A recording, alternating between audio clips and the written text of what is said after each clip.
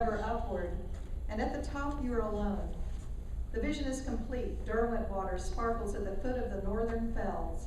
A hang glider drops silently below the ridge, and you really know that you are alive.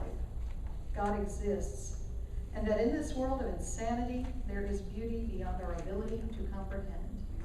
Yeah. Then I went to Scotland. Yeah, come on, independence. Wind whipped past me like a herd of wild horses, swiftly snorting, rushing, whirling around, and then returning to push me aside as they reclaimed their territory. Bold and black, the thundering increases. The spirals of white wisps above my head make my nose tingle with the smell of fresh rain, but it does not rain. The snap of shocked branches and burst of leaves tell me that it will be a rough night. But held within the hollow of the scenery, I delight in its energy. It's alive, this place, this Scotland.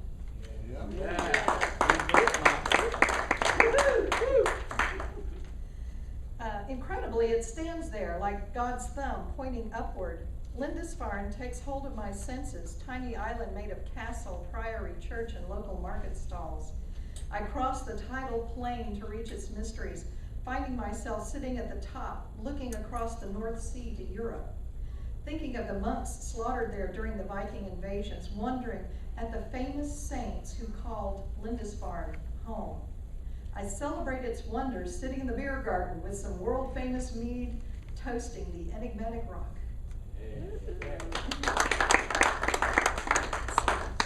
They say Tintagel is home to King Arthur, that the area is mysterious and fine.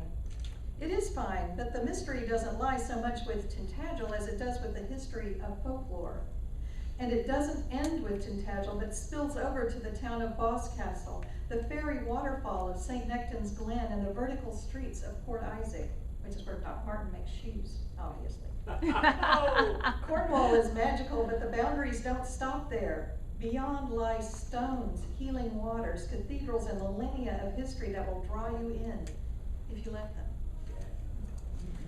And here, I had an incredible opportunity to meet a famous artist. She was in my B&B, and her name is Anne Sudworth. She does mystical paintings. And she was quick to tell me that Nicolas Cage was one of her clients. But anyway, she was very sweet. And this is called Anne. Black witch belies warm heart, soft artistry, fairy wings, and Celtic soul. She wants to tell us something. We are not so different. If you saw a picture of her, you would know what I was talking about. But anyway, sorry about that. And to my travel partners, I don't usually travel with people, but this is called Musketeers.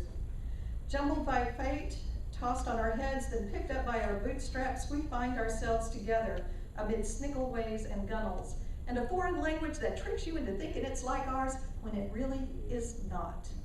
Small roads for one car trying to accommodate two. Vertical roads, scary roads, please don't hit me roads, B roads that should be C roads.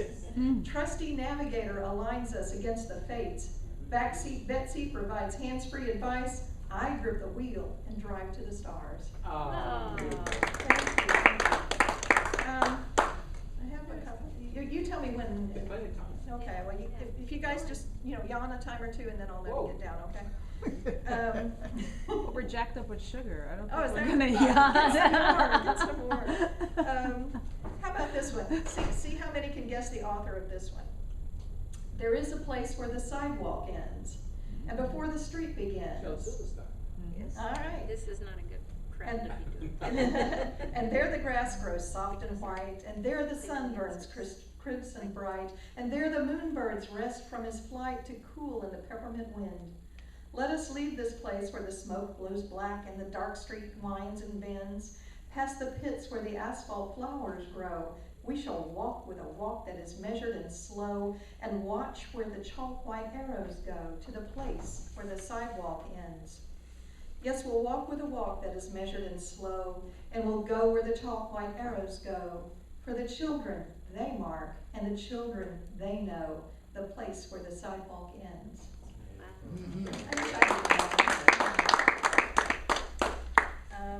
And I was looking for positive poetry by famous poets, Hard to find. Isn't that the truth? Yes. And what I found, I got one from, gosh, who was this? Okay, William Blake, I think, wrote this. Oh, yeah. Yeah. And it wasn't about what I thought it was. I thought it was about his father dying, but it wasn't. It was about his father going blind. Do not go gentle into that good night. Old age should burn and rave at close of day. Rage, rage against the dying of the light. Though wise men at the end know dark is right, because their words had forked no lightning they, do not go gently into that good night. Good men, the last wave by, crying how bright their frail deeds might have danced in a green bay. Rage, rage against the dying of the light. Wild men who caught and sang the sun in flight, and learn too late, they grieve it on its way. Do not go gently into that good night. Grave men near death, who see with blinding sight, blind eyes could blaze like meteors and be gay. Rage, rage against the dying of the light. And you, my father, there on the sad height, curse, bless me now with your fierce tears, I pray. Do not go gentle into that good night. Rage, rage against the dying of the light. And I'll do one last one, very short. If you can guess this one, you get an A+. He can get him on two, right? Don't play with him. We forget we're mostly water till the rain falls, and every atom, oops, the pages got clumped together, sorry. Let me start again. Sure. We forget we're mostly water till the rain falls, and every atom in our body starts to go home. Beautiful. Mary Oliver? Albert Hustigler. Oh, Albert. Wow. Anyway, thanks guys for letting me. Joy, I have to tell you, Good. Joy was a person who kept the temple poets alive and well for many, many years, and she shares a love of England. She's gone back there many a time, and this time there's a lot of sacred places. You know, the Glastonbury, Charles Well, Linda's Barn, and the Wye Valley. Astonishing places. So that's about positive as you can get. But you remind me of two things. One time the temple poets were doing a reading in the Barnes and Noble up there, and we were all reading our own stuff and people ignoring us like anything. And suddenly someone had the bright idea, well, if no one's listening to your original stuff, why, like Dylan Thomas, he always read other people's poetry, why don't you do someone else? And the kids all went to the shelves and took out every Shel Silverstein book they could, and they all read Shel Silverstein because they loved his. And the second one was about your reading of the Dylan Thomas one. On Wednesday, I was at the Poetry on Plaza, where the National Poet of Wales read Dylan Thomas, and read it in Welsh. Oh my God. Now, Dylan Thomas couldn't speak Welsh, but translated, it had the music of the waters of Wales. It was just so beautiful, and read that one that you read. I think you read it better. But the 50th anniversary of Under Milkwood will be put on at the 92nd Street YMCA in New York next month, and they're bringing back a whole lot of Dylan Thomas remembrances because of the time that he passed at the White Horse Inn. So we're celebrating life, and I thank you for bringing up two fine spirits from the past. And now a living fine spirit to join us, the man who can yodel, the man who's written many, many songs, the man who has poetry, has won prizes for the Austin Poetry Society, and still runs venues, one of the founders of the Poetry Festival, Mr. Herman Nelson. I was wondering who that fellow was. Who could that be? Who could that be? I figured it out. Could have been. Can you put that up? Yes, sir. You want this up where? Yeah, I want that. Okay. Well, I could sit. if No, I no, did. I'll get you a chair then. That's gonna fall. It's just gravity. There you go. Full, not full, either way, it's in between. Always put the chair down because I might fall down.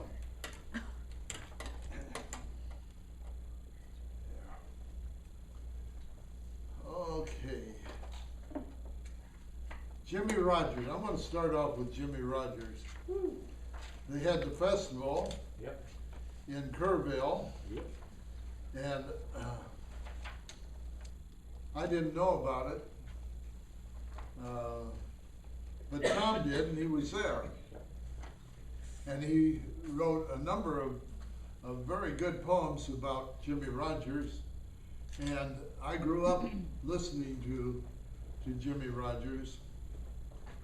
And as a matter of fact, Saturday morning was Jimmie Rodgers' hour, not hour, but the whole morning was spent listening to Jimmie Rodgers when we got electricity, and my dad bought the Essentials, which was a Victrola, great big thing, and got a catalog from RCA Victor and bought all the Jimmie Rodgers records that they had, plus a number of others, mostly blues and Dixieland jazz. I remember Jimmie. Clean and bright as a big Texas belt buckle, I remember Jimmie Rodgers yodeling his blue yodel blues, singing his plaintive love songs to ponies, trains, and girls, some of whom he barely met, yet had been in his dreams forever. I remember him going to pack his things in a grip, take him a long ocean trip out on a great big steamship. Then he sang, and I ain't coming back no more, no more, no more. Yeah. I remember when we got electricity, Daddy bought a huge Victrola, latest model, and then ordered from the RCA Victor catalog all of Jimmie Rodgers records they had to offer. After that, Saturday morning was devoted to blue yodels and the voice of Jimmie Rodgers. I was only 4, but Daddy laughed and cheered when he heard me singing and yodeling, emulating the master with one of his songs. Daddy handled those fragile 78s as if they were gold, and we all felt as if Jimmie were part of our family. Stories in song, 2 miners, a waitress, and Brother Jack, sleeping in the rain, waiting for a train, finding treasures untold, a friend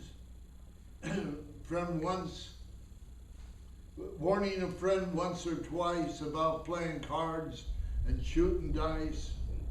But then came the TB blues and consumption won. Jimmie is gone and he ain't coming back no more, no more. And this world has no one to replace him, his yodel or his music, but we remember.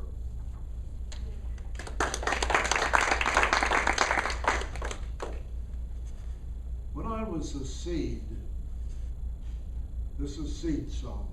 When I was a seed and only a seed, I wondered what I should be. Maybe a mouse or a dinosaur, or maybe a stout oak tree. Perhaps a carrot or a thick green pea. What path is the best for me? Wonder and worry, I'd just like to know, till a voice said inside of me, you are what you are, just grow.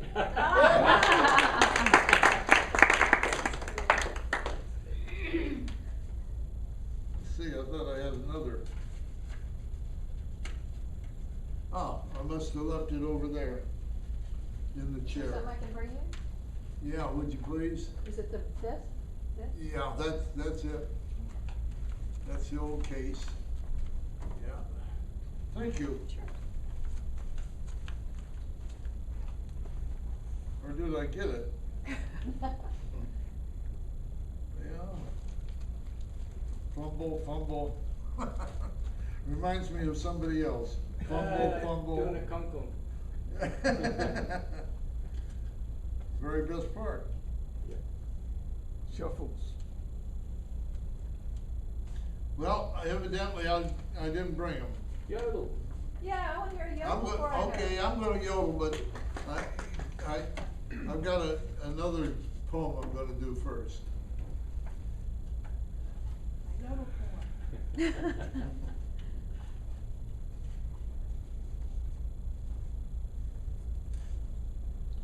Very easily found.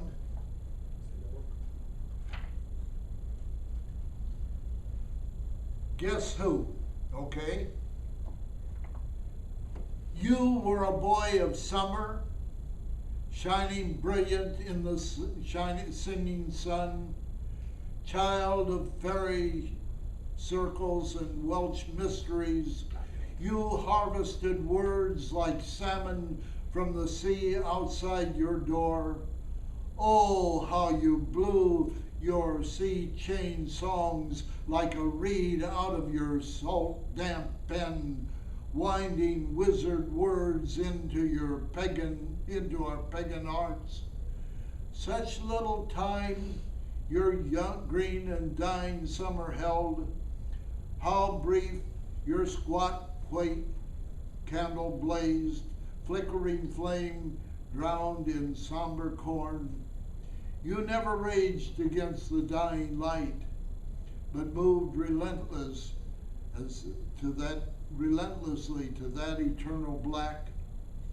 No alcohol could numb your endless ache. No woman's womb could sate your restless need. You were a boy of summer who found his peace in winter's last good night. Yeah.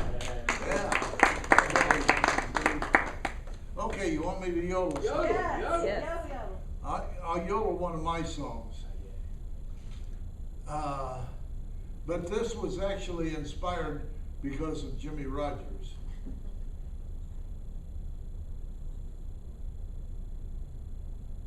Let me get the...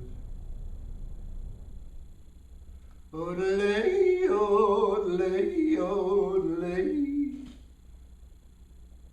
Washington, Lincoln, Hamilton, Jackson standing in a row. Grant was here last Saturday, he ain't here no more.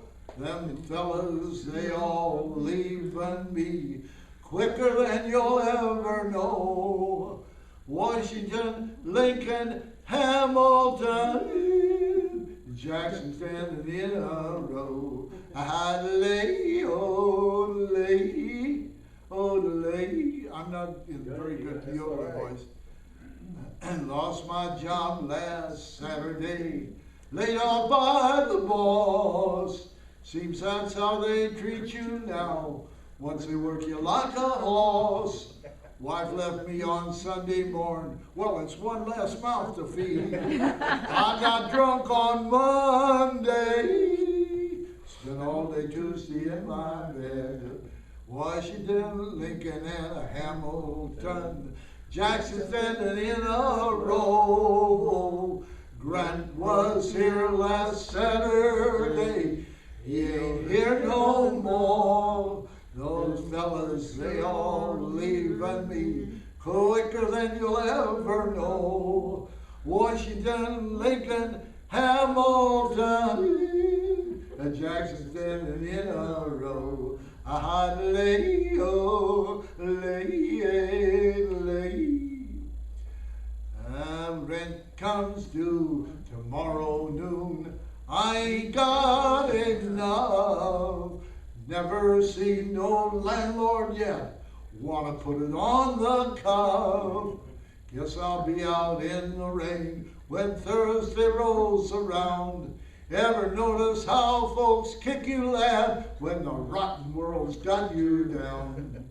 And Washington, Lincoln, and Hamilton, Jackson standing in a row.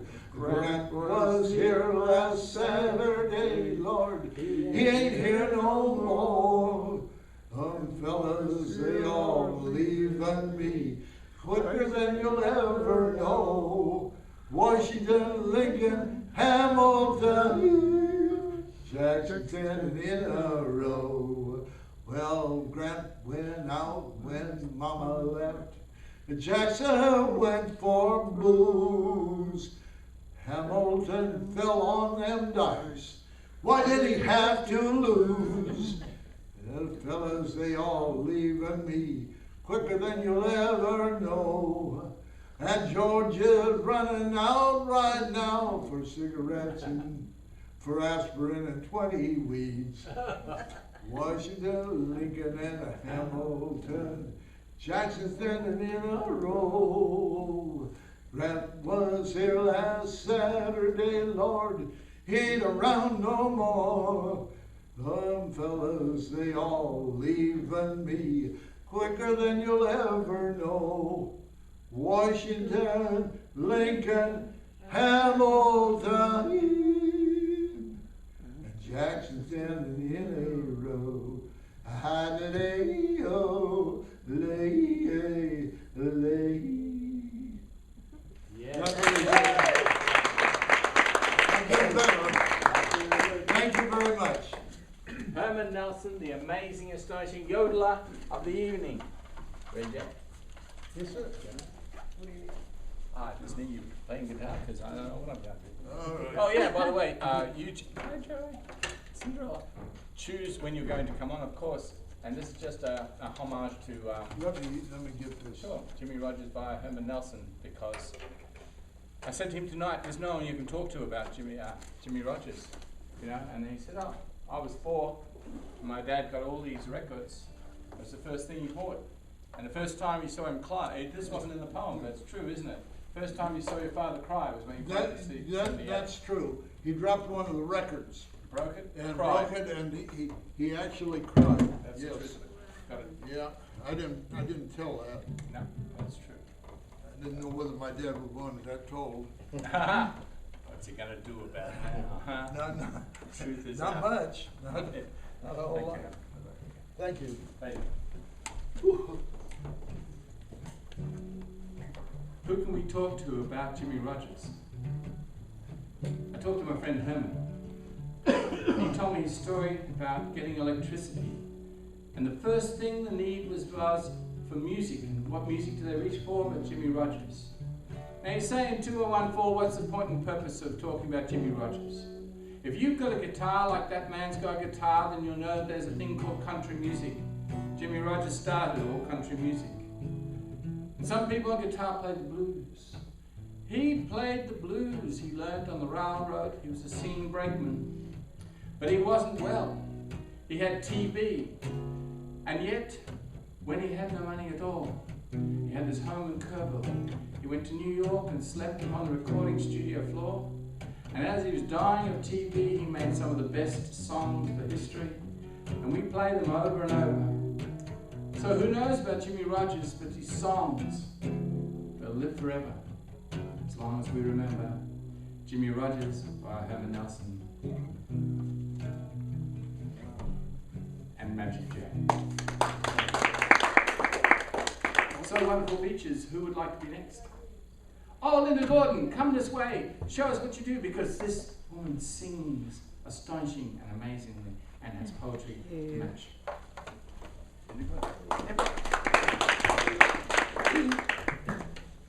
So the theme tonight is solutions and helping things get better, which is really, really nice. So I did a lot of thinking about that.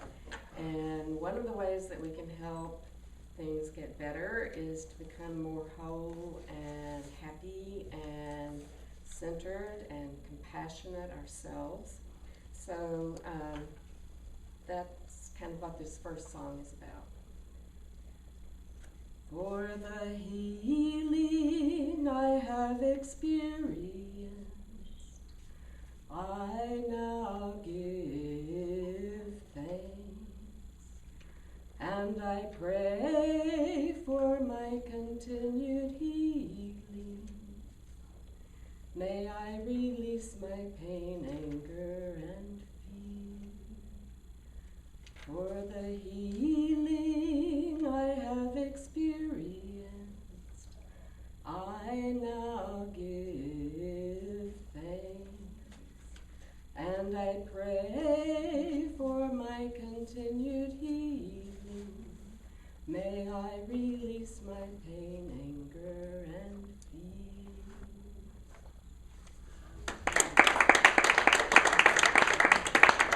Sometimes this desire for healing, and at least for me, sometimes can become kind of a shrill voice, like heal, darn it, and actually stronger words than that.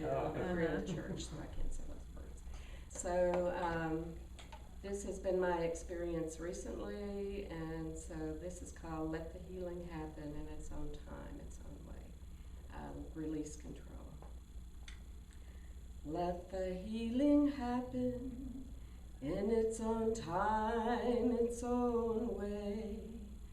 Let the healing happen, it's not all up to you. Let go, release control, just trust and glide, and know you are loved forevermore. Let the healing happen in its own time, its own way.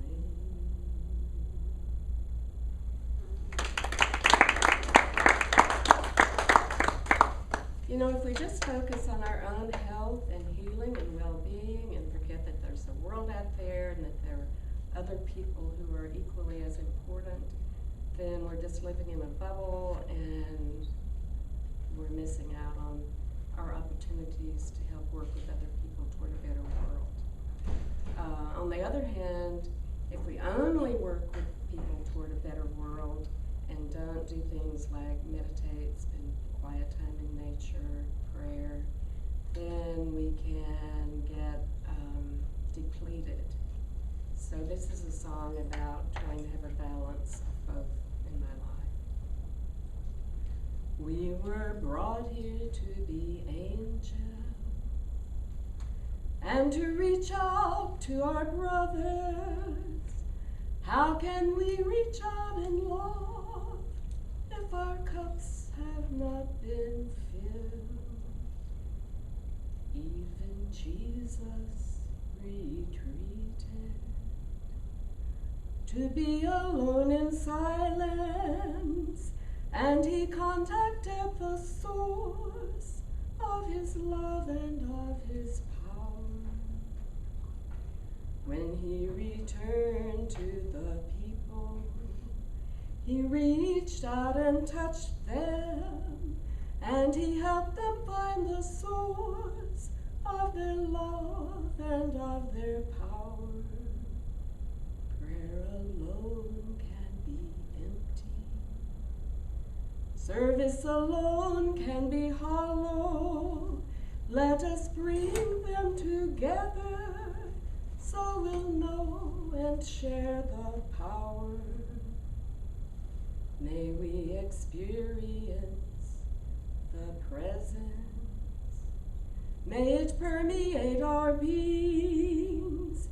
Then when we reach out to others, we will serve with love and power. We were brought here to be angels.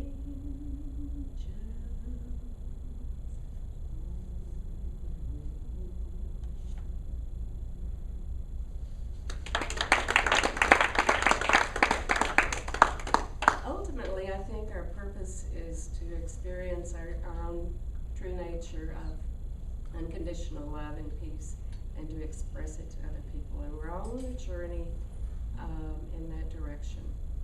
And so this is called My True Nature. My true nature is unconditional love and peace. My true nature is unconditional love and peace. May I experience my magnificence with joy. May I love myself and others unconditionally.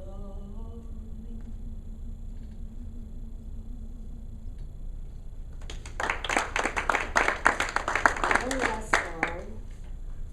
You know, even in the world that we live in now, and with all of the problems around us, else we have in our own lives, it's important to find a way to be okay with what it is, or at least not to waste a lot of emotional energy getting ourselves bent out of shape about it. So this is called I Now Relax Deeply. I now relax deeply into things exactly as they are. I now relax deeply into things exactly as they are. I accept life that it might move through me with grace. I now relax deeply into things exactly as they are. Into things exactly as they are.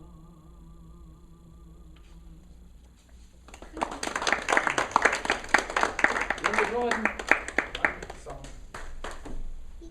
May I go next? Of course, Mr. John Berry, here he is. Okay.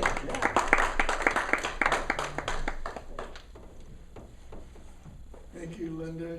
Your mystical songs have empowered me to do some of my mystical poetry. The fourth founder of the Austin International Poetry Festival lives in Argentina with her grandchildren. Her name is Sue Littleton, and she wrote a poem about the goddess of Minoan Crete, crowned with serpents in the moon. And the first words of that are, "Who is it who calls me?" And I stole a few of those words and changed them a bit. And this is Goddess of Names. It is I who call you in every song you give me. We brother and sister poets have called you through all your scores of centuries of sleep. Liking your name, which echoed in the cave shrines, I will call you by every name I learned during life. Wake, goddess, I will not let you sleep.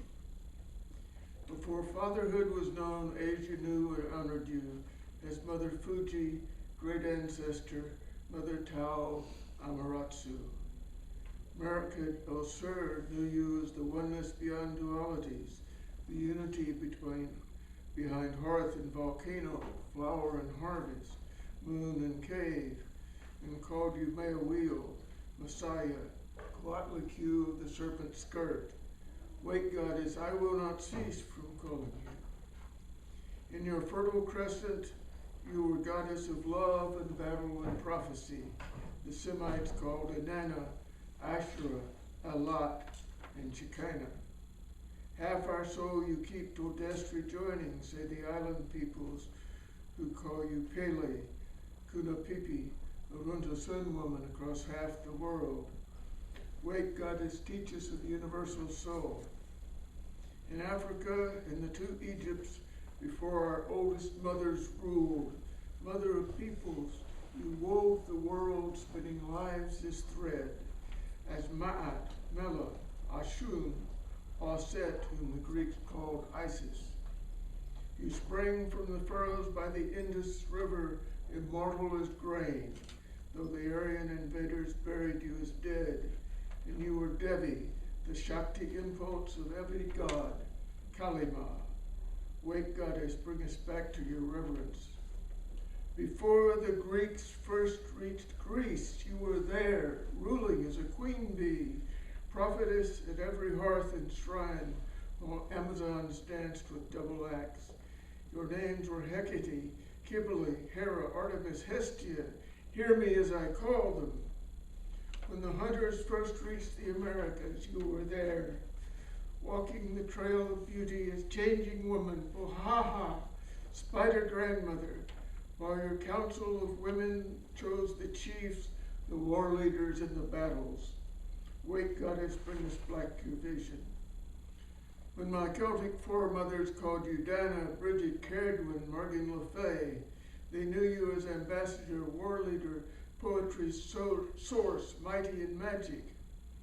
Your feasting hall rings with music, mirth, and poetry, as your Valkyries bring you those dead who were brave and loving, reverenced by elves, men, and giants. You are Freya, Hertha, Ilmatar. Wake, goddess, bring us back your joy. I have not breath to call you all your names. All names are yours, but which one best will wake you? Perhaps the name we called you first is still the first we call. Mama, Mama, I've had a scary dream. And see the lights go on, when loudly called falsetto from any street of homes. Mama, Mama, come quick, I've made a mess. Mama, help me. Mama, Mother Goddess, it is I, your child. The singer of your songs, come quick, we've made a mess. Goddess, I will call you till you wake.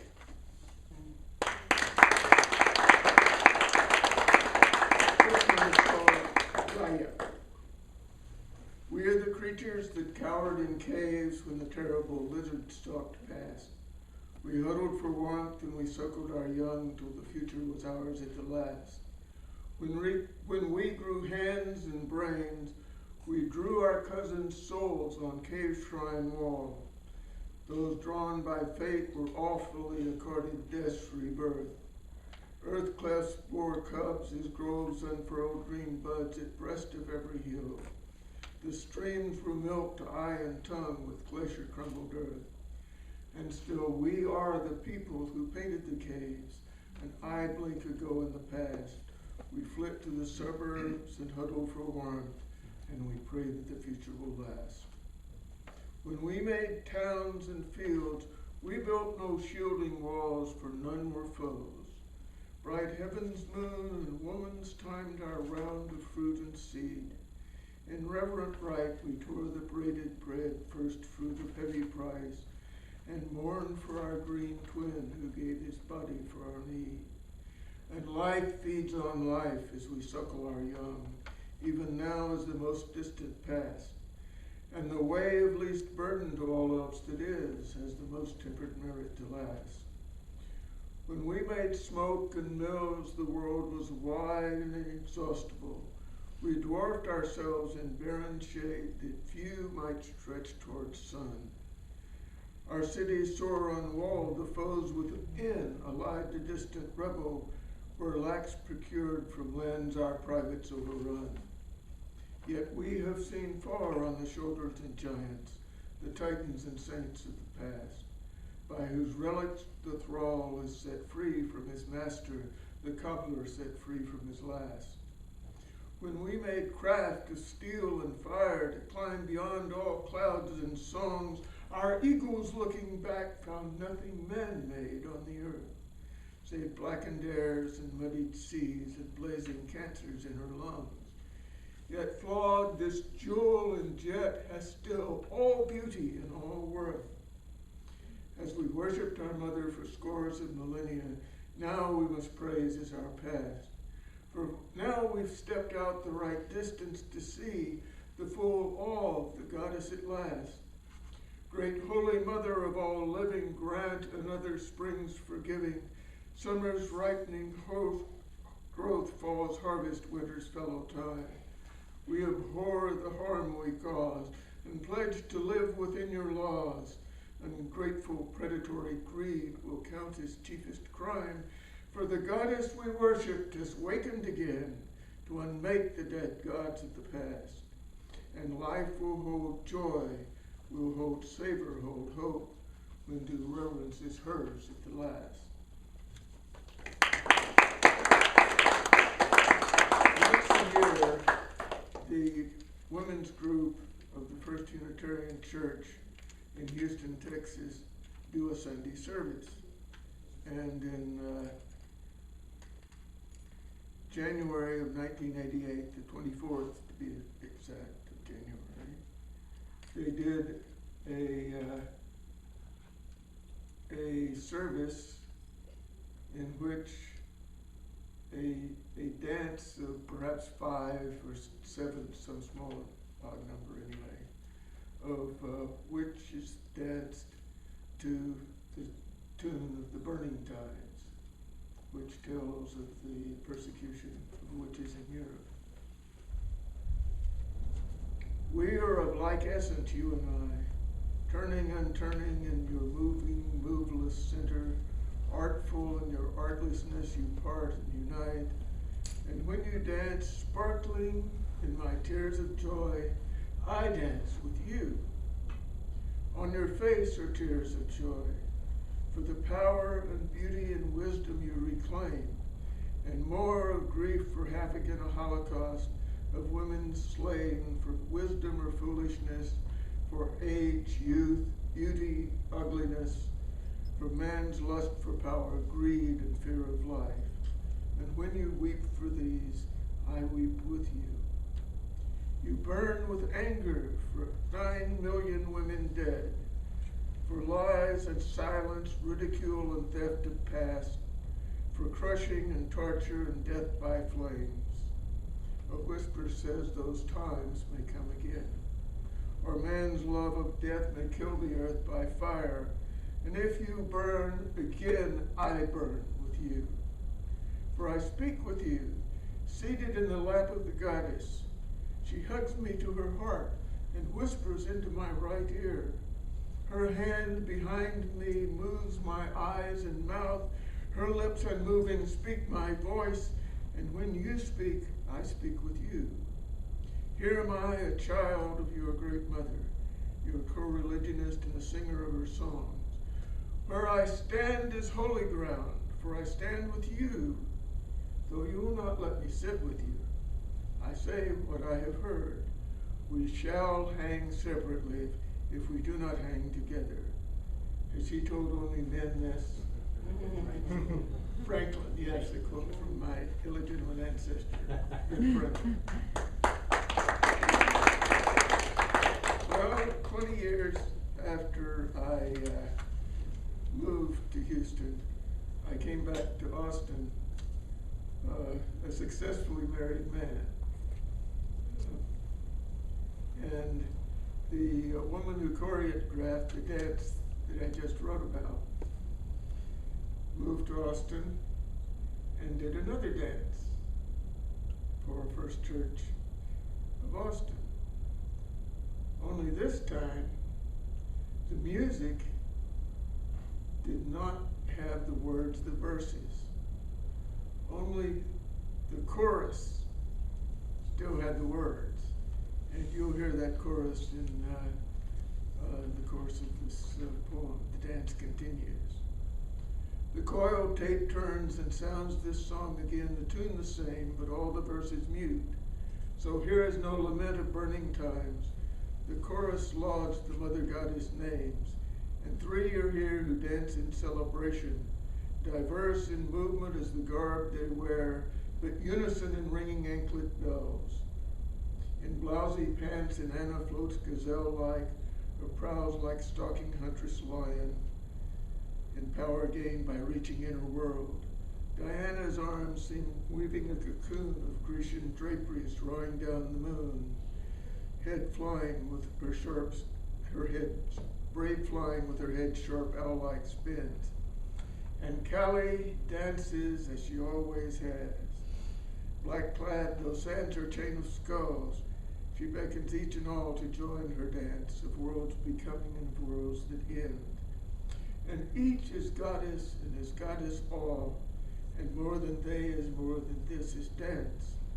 For we may join in giving quickening glance.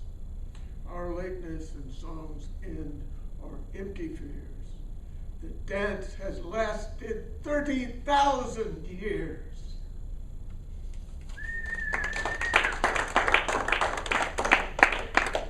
I have a friend who died in Houston, and I went to her memorial service. And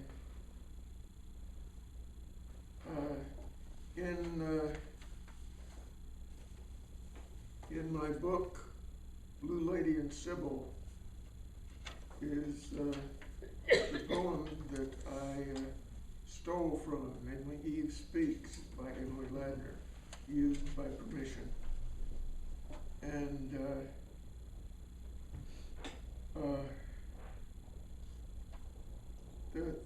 the line that I stole from is, I made a choice, I still think I chose well.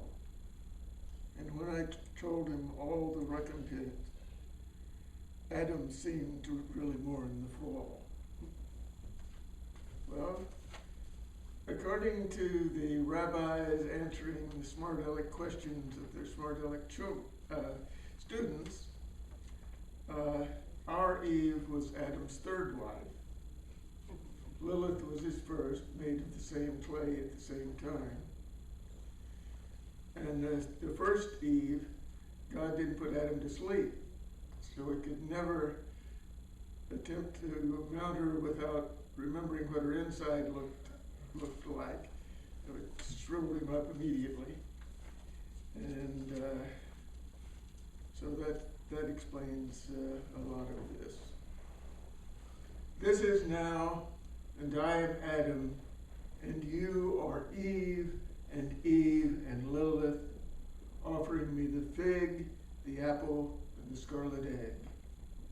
How shall I choose between life unending, knowledge unbounded, and rebirth unceasing?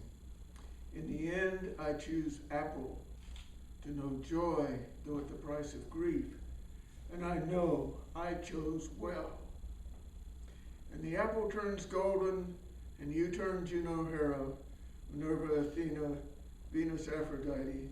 And this is now, and the letters read, for the fairest. And I must choose between your bribes.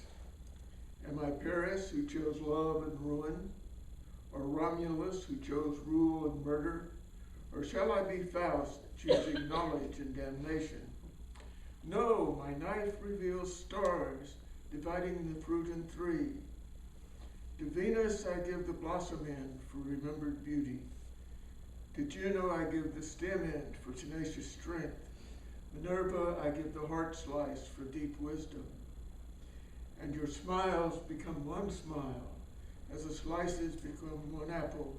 And this is now, and I am a poet, and I know I chose well.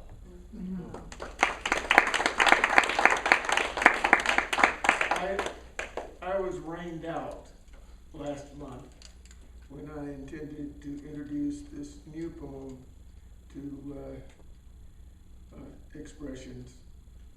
So I'm going to do it in place of the one that I had intended to do here. Now I'll do the other one for round robin.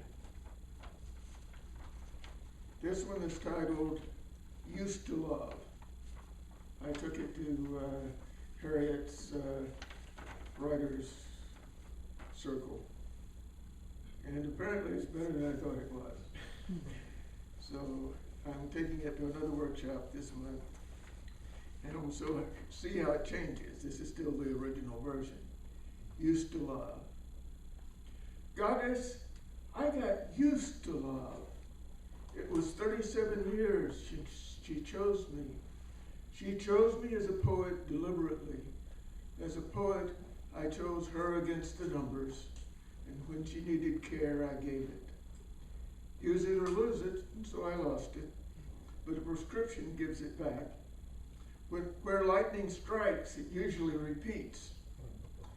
I courted poetesses, but each of them chose their art first, as I had. I cannot fault that, I did the same. So here am I, naked even of my skin. Find me a mate, I need her for my muse. I want you physically, presence and love, for you have made me used to love. In return, I offer you more, happier, and better poems. I promise to go where poetry happens, not hide from pain. I promise to celebrate natural joy when I see it. And I promise to rewrite even the least verse, and to memorize the best lines when I read my garden. Right, Barry. Right.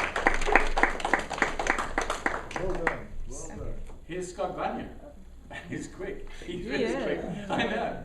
If those not used to this, the poets get to choose when they perform that way. They're raring to go, and Scott is quite raring to go. Scott improvises, so whatever happens now has never happened before and may never happen again. So here's Scott Vanya.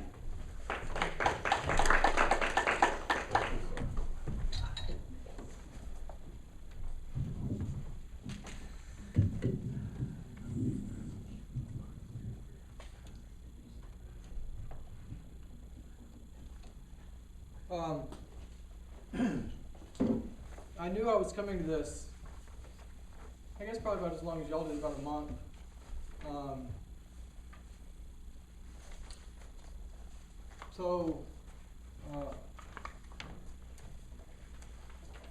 Gave a lot of thought to what was meant, and I've even actually gone and had some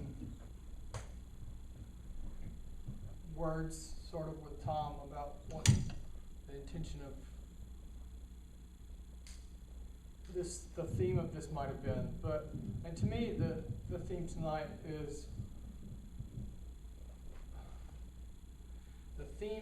is, how poetry can make the world a better place, both individually and globally.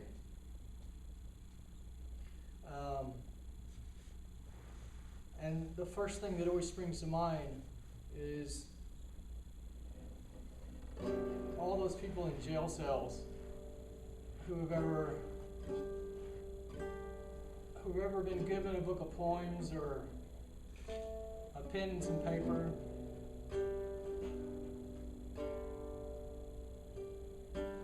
and said, find your way out of here. Find your way out of the prison that says you're stuck in a land, and let's be honest, you're stuck in a land that only partially adores you.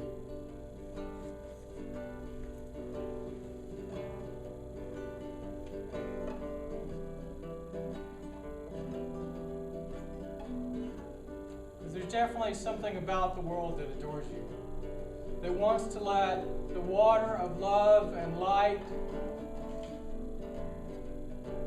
and the purity of soul pass through you. I wondered to myself today,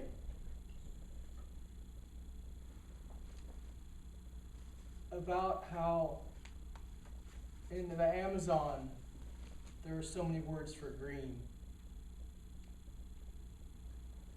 and how I expect in the Sahara or Iraq or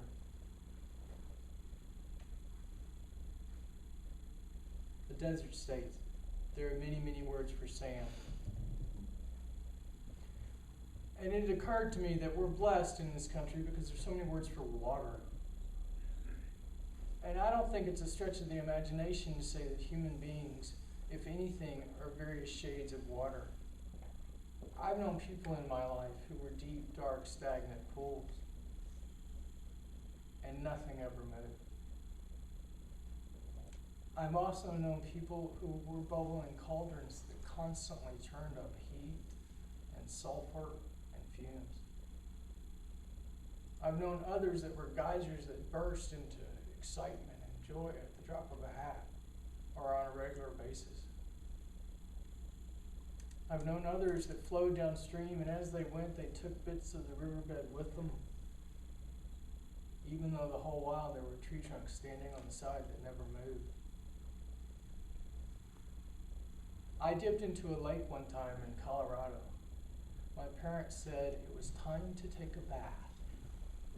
We had been on vacation, I think, for about a week or a month, I don't remember how long. And they said, you have to get in the water and bathe. Mind you, this is glacial runoff that they had us get into.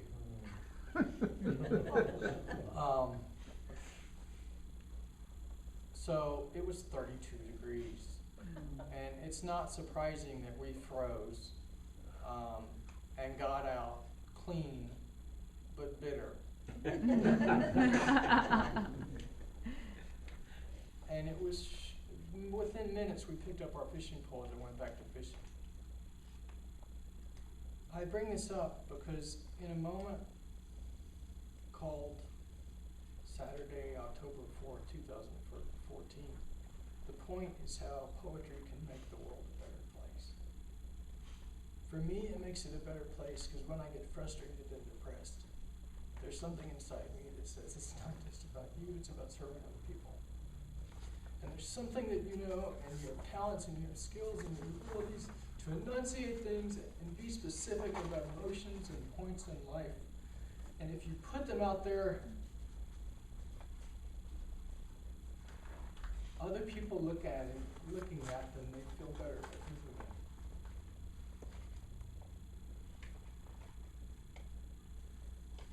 So I humble myself. I saw someone not 2 nights ago, the first time he was ever spontaneous on stage and improvised.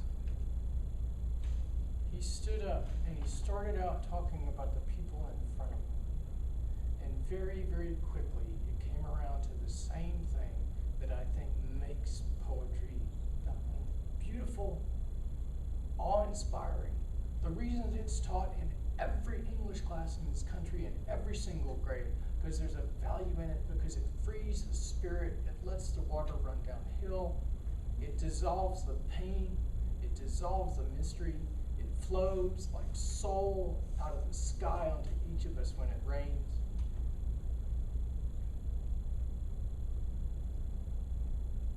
After he had pinpointed everyone in the room and said how much he loved them, the one thing he was inspired to do more than anything else was say how thankful he was. There are times I'm on my back porch and I go, man, you just spent the better part of the last 3 years doing nothing but poetry. You know, you get parents who say you should get a job too, paying your bills, make some money.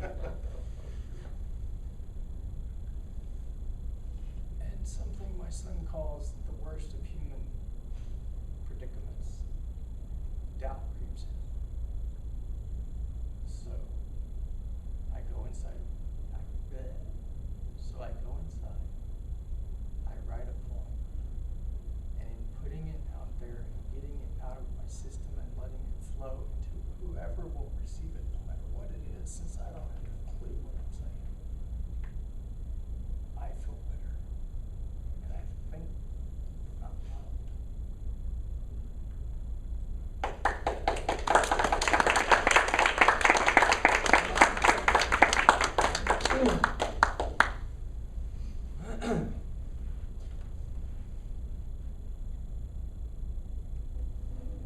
You'll have to give me a second. Come on.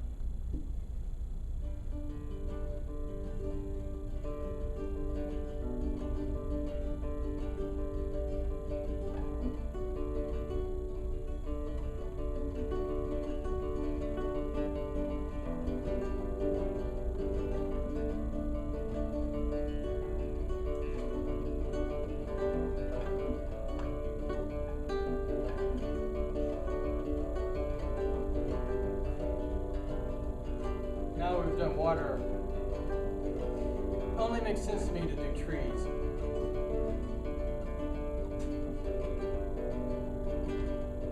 I had a deliciously wonderful moment today. And it wasn't just watching JohnB, and it wasn't just watching HermanN, but it was one that predates that, where I'm sitting on my back porch, and I realized that in the eyes of the tree of knowledge, I am her sister. And my lithe, thin-fingered hand stretched across my knee. And as I looked at the right hand with the cigarette in it, I knew I was brother to the world.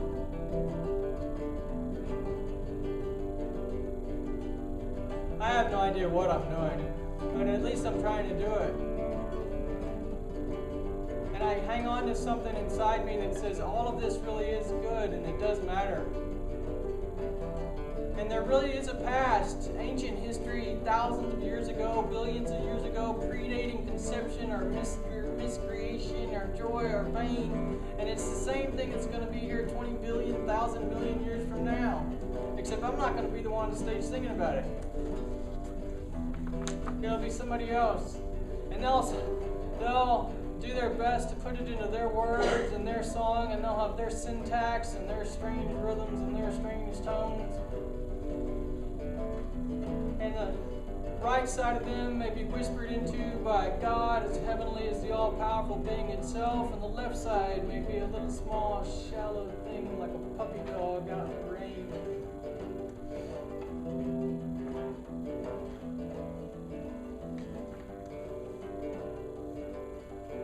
I'm glad you'll let me entertain you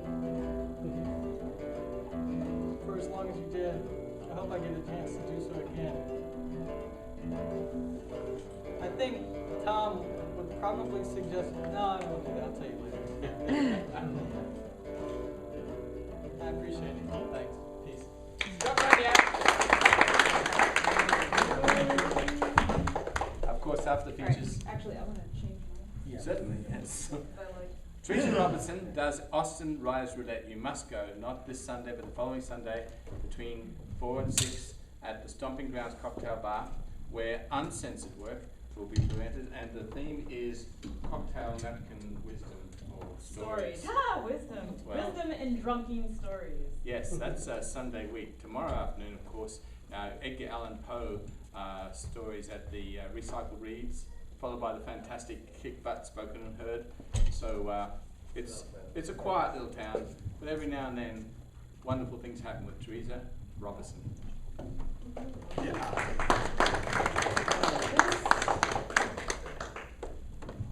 Cut that too soon. I had some more.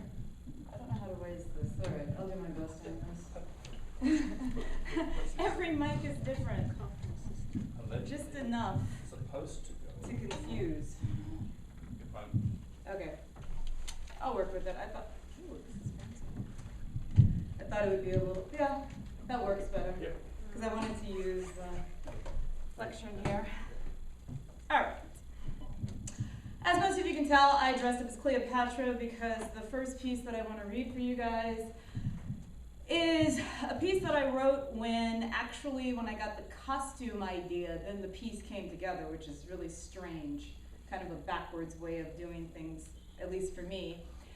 I wanted, because the last month the theme was visionary ideas, and just kind of serendipitously enough, this theme is pretty close to that, and I thought about things that I could do or I wanted to see done in the world in order to change it for the better. And I thought, because I'm arrogant, I thought, man, if I was the ruler of the world, what changes would I make? So I came up with 10. Please feel free to clap loudly after I read each one. We're not going to save the applause for the end. Okay. And I also came up with, and I actually researched this, most of the world is female, brown skin, and speaks English as one of the first, second, or third languages. So it's not so far-fetched that I could possibly be the leader of Earth, because I represent. Oh, all right. Getting us warmed up with the applause. Thank you very much. All right, so here's my list of demands for the future of this world. Number 1, women will hold 51% of all leadership positions in government, businesses, and religions, since we represent 51% of the world's population. Number 2, religion will stop. Sorry, let me start again. Religion will stop being used to justify violence. Number 3, violence will stop being used to resolve conflicts. Number 4, during conflicts, we will listen to what the other side wants, then propose an offer to our mutual benefit. All right, number 5 is kind of long, so bear with me. I'll try to get it all in one breath. Men will no longer treat women the way they do not want their own daughter to be treated. And no, gentlemen, I don't give up. Bleep. If you don't actually have a daughter, you still know how you would want her to be treated if you did.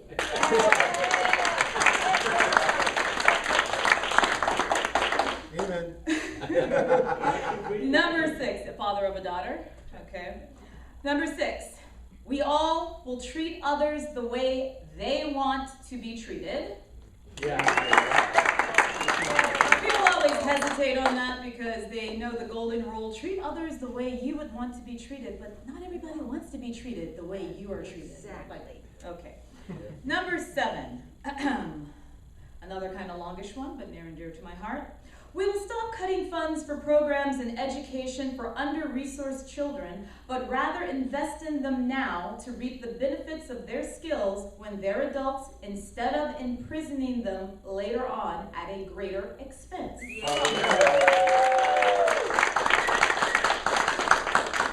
Four more years.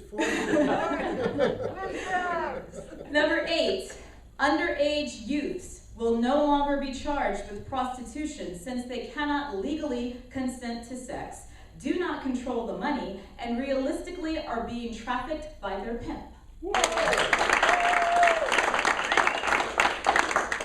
Number 9, the police will reaffirm their vows to serve and protect the public through collaboration and positive participation with the community versus militarized intimidation tactics and brutality. All right, number 10, last and not least. Women will no longer spend money on elective surgery to alter their goddess bodies, but will invest their money in pursuing a lifestyle that maintains their physical, mental, and spiritual health.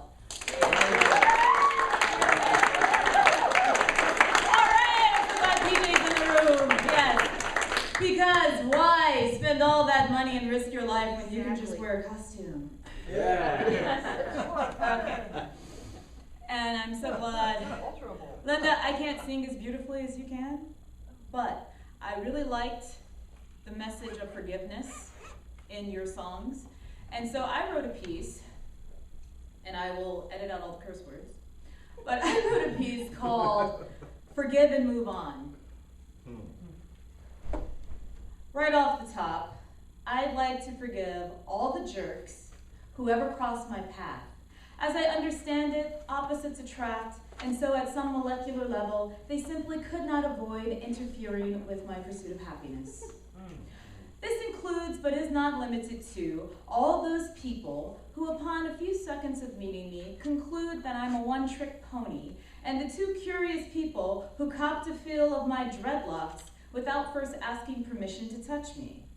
Very big pet peeve of mine, although wearing a wig helps.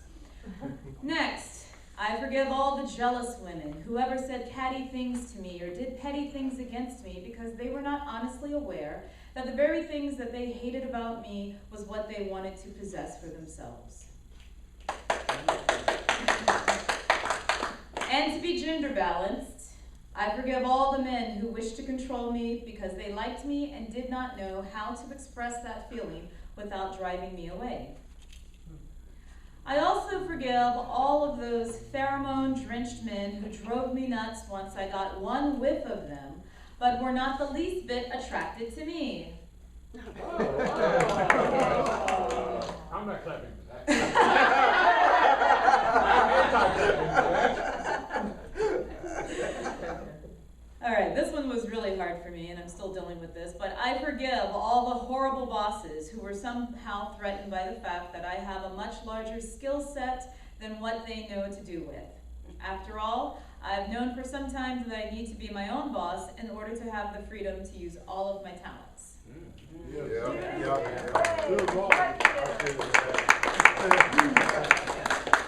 I forgive all the friends and family who expect me to be the same person who I was years ago or even last week. I'm an adventurous person who would become utterly bored with life if I didn't try out new things, and that has an effect. I forgive all those people who think because I'm a strong person that I don't have feelings. Lastly, I forgive myself for, and again, here's a list, holding grudges long after the incident has passed, causing myself to dwell in toxic situations, thinking that I would somehow win if I just managed to be the last one standing or get the last word. Being so self-absorbed in my wonderful life that I don't take 2 seconds to ask the other person about him or herself. Beating myself up when some artistic or professional endeavor falls short the first few times I've tried. Looking at my reflection and seeing the flaws before seeing the attributes. Being consumed with anger and blocking the ideas of reasonable solutions. Needlessly worrying about the what-ifs and not enjoying more of the have-nows.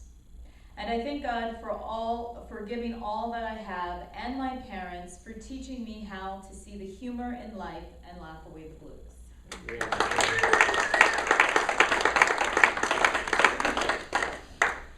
Okay, my last piece is called Creative Collaboration.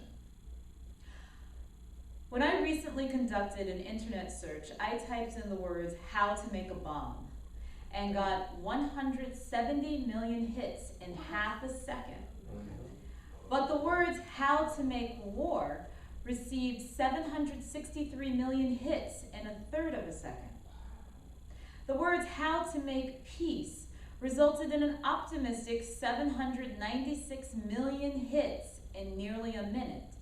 So it takes a little longer to come up with 33 million more peacemaking ideas than war-making ideas. If the mind is like an internet search, you'll think of bad ideas faster during a conflict, but have much better ideas if you just think a little bit longer before you act. Counting to 10 should be the first peacemaking idea. And if you're really good, you'll write down your negative, angry thoughts. Even better, you'll research the conflict. And after all, if it's worth your anger, then it's worth learning more about. Then one of the best things you could do is share your results with others. It starts with you.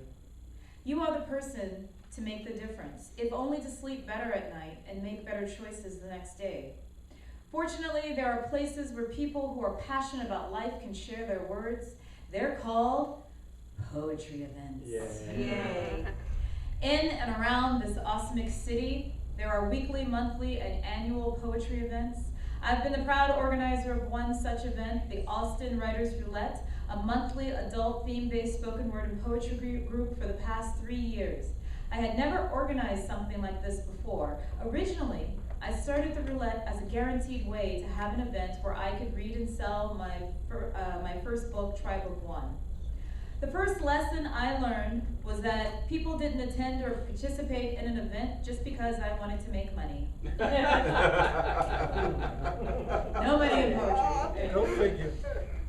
That's true.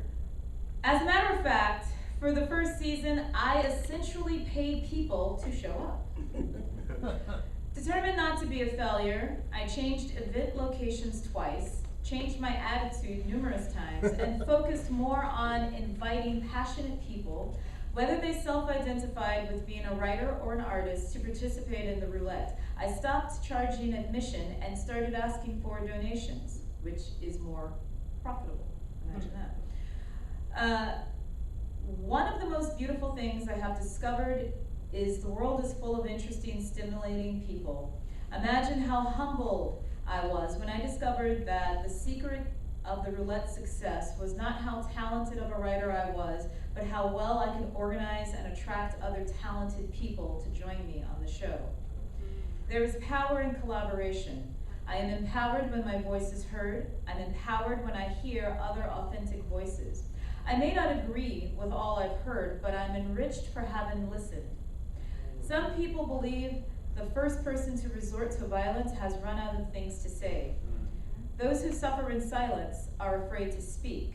There's a vulnerability to reading or performing one's work in front of others. I invite all voices for the small price in return of being respectful to other voices. Within the differences of opinion and the expansion of a conversation, collaboration occurs. We can change the narrative of reality throughout our participation. With the energy and hopefulness of a beauty pageant contestant who wishes for world peace, I actively promote the creative collaboration among passionate people. The Austin Writers Roulette meets every second Sunday at Stopping Ground, South Congress.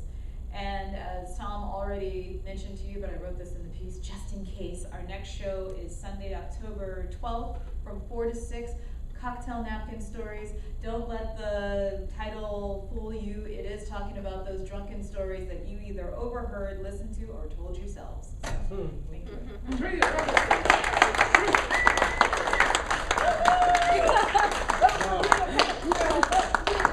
Here's a voice you haven't heard and need to hear, Brian Harris. All right.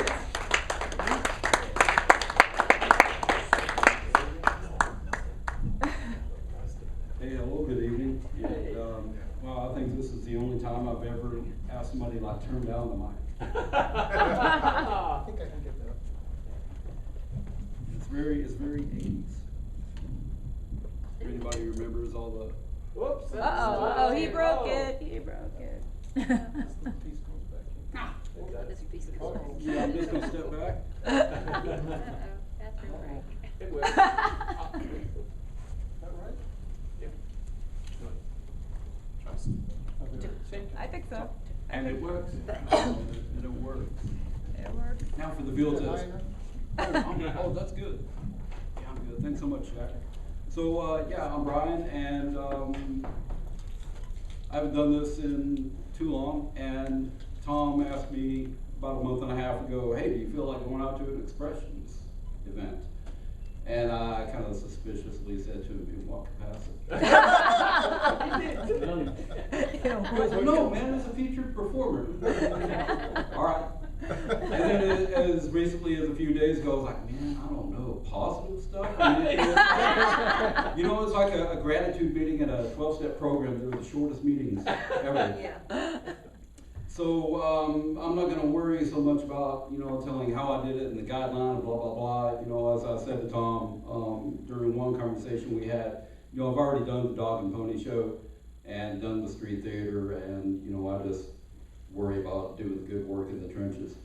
So that's the sort of viewpoint that these pieces, all of them brand new, Yay! or relatively brand new anyway, is kind of what that's about, you know, often not being in that positive moment, but at least, you know, sticking it out and, you know,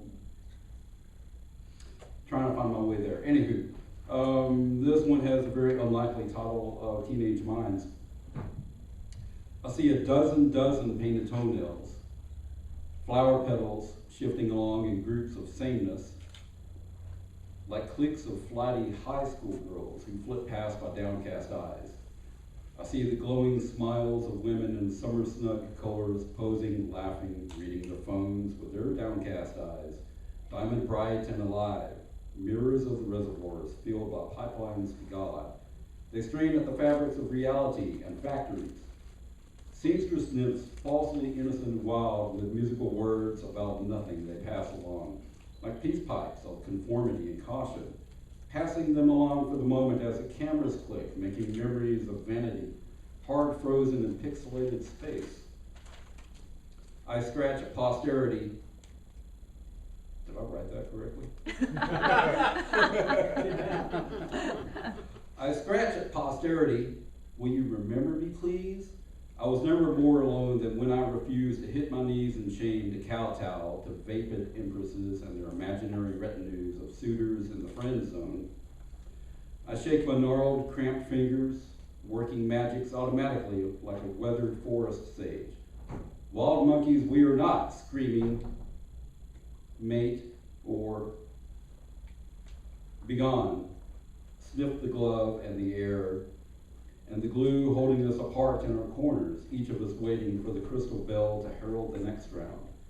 I don't recognize the faces, but they might be friends, in another narrow pasture, washed by another sun, painted like little slips of paper for the trash dump letterbox we hold dear, but leave behind in cobweb corners of our trustful and romantic teenage minds.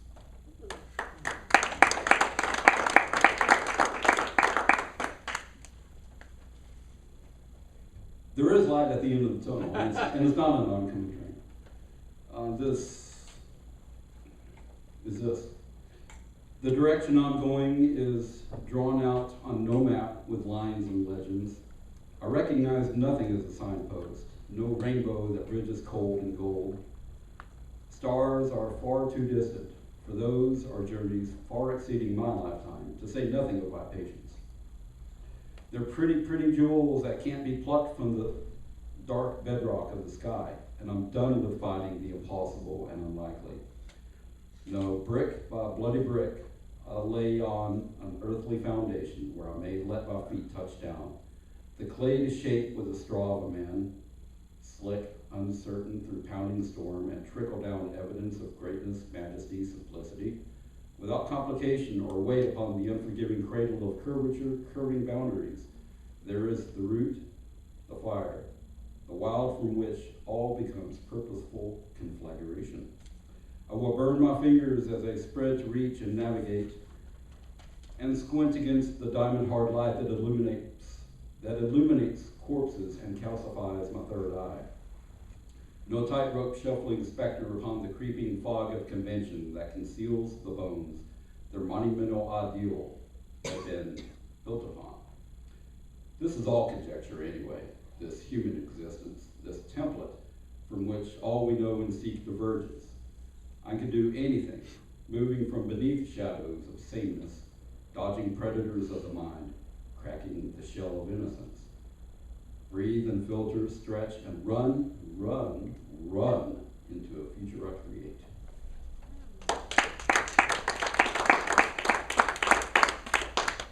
So some of these more recent ones I've done at my newfound Waterhole radio. Yeah. Have y'all been to radio? Yeah. Not yet. Oh, dude, you go. must go. Yeah.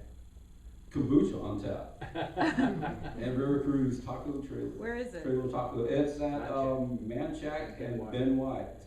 Okay. With a big, awesome neon sign. It's really, South Austin has needed a place like that. So this is radio transmission 1. I'm sitting under a whirling caged wind that speaks huskily of the promise of seasonal changes. Sitting on a beachfront of reclaimed 2x4s, listening absently to the chattering bird song of waiters in 2s and 3s, telling each other they're beautiful and privileged.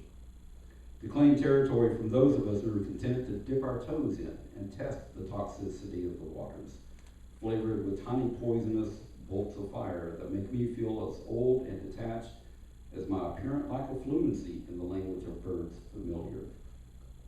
Roosting, storytelling, mate-seeking, all the thrills of practiced risk-taking, synonymous with youth. And I, conditioned to watch with caution, living vicariously through their distant smiles, their verbal dances, preening and keening through feathery veils like cages, flexible territories, gentle armaments. From my perch, I look down upon mobile fortresses, razor wire and heavy glass walls that allow for the public display of arrogance and affection. The songbook hymnal lies open at my feet, and there is no teacher but the stick and the carrot and the moth flame that I have learned to watch longingly while my wings flex and ache to lift me up into the light, discarding the name of Icarus.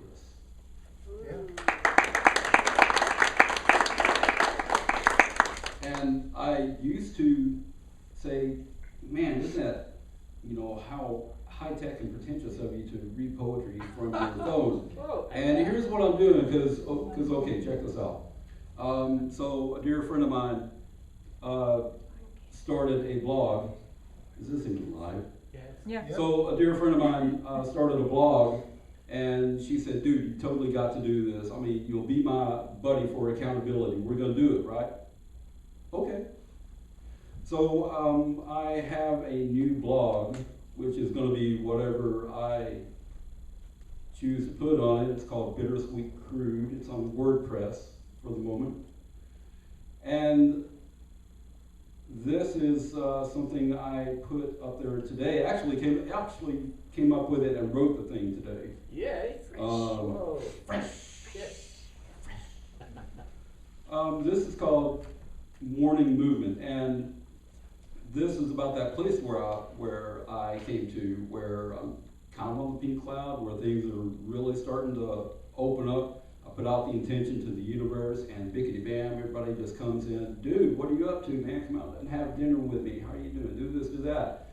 And you know, sometimes in very subtle ways, and sometimes, you know, that proverbial slap in the face. Wow, you know, that's really kind of awesome. You thought of me. Awesome. Anywho, so this is Morning Movements, and this is pretty much what it was exactly like. Eyelids flutter against the cool light of dawn. The sour heat of summer finally withered away and swept clean from the air. Slow stretch and flex of tight, weary muscles and sleep-heavy bones. My eyes lazily surveying dusky shadows against pellucid blue, and the mind edging upward into wakefulness, timeless and patient. Scratch of fingertips through tousled, thinning gray mane of curls, rasping against skin and fabric. A monumental burst of motion, pretzel twist of gangly limbs, pivoting, elevating, bending, and unbending, sharp and angular like a wasp in the dull, freezing ache of protest that straightens my spine and seizes me, and I stiffly ballet through the close labyrinth, timeless and patient. The dance takes me forward and roundabout in the stillness, and I flutter through doorways and whisper across the floor and murmur over the threshold, and I expand into the world, absorb the fresh new sheet feel of the morning, mountain fed and content in the wave of the moment, basking quietly, timeless and patient. This is grace under pressure, timeless and patient. I gave the universe another opportunity to prove me wrong and to prove me right, and the universe merely showed itself, timeless and patient.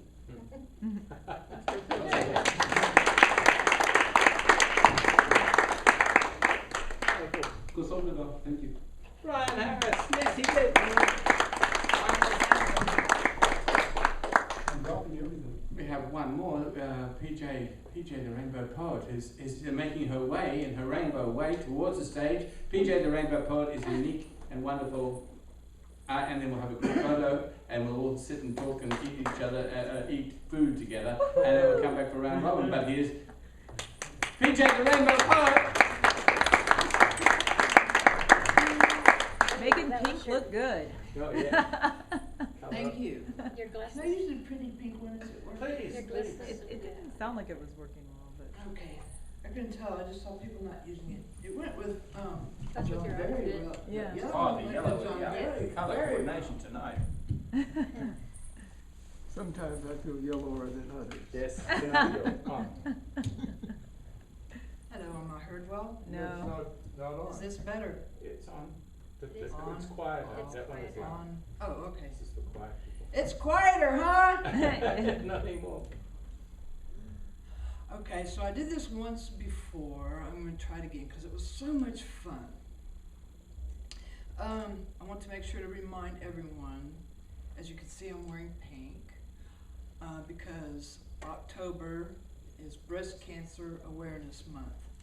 Is there anyone not aware of breasts? I'm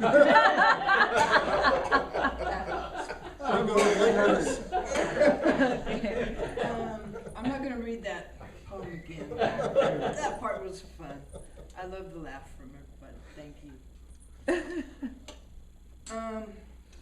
I wrote this morning, kind of laughing at myself with my coffee, and laughing at myself generally with my coffee, about my coffee, because I love coffee. So this is just a little fun thing that I thought was kind of cute at me. Just get no, I'm not gonna sing. I'll run everybody out.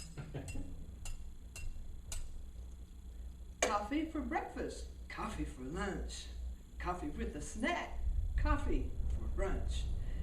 Coffee in between, coffee for tea.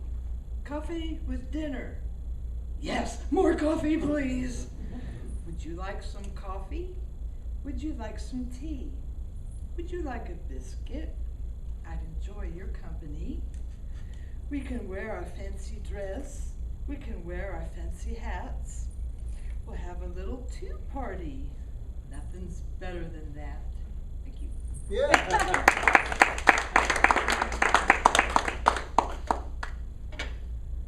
This one's a little more, I don't know how to say, reflective.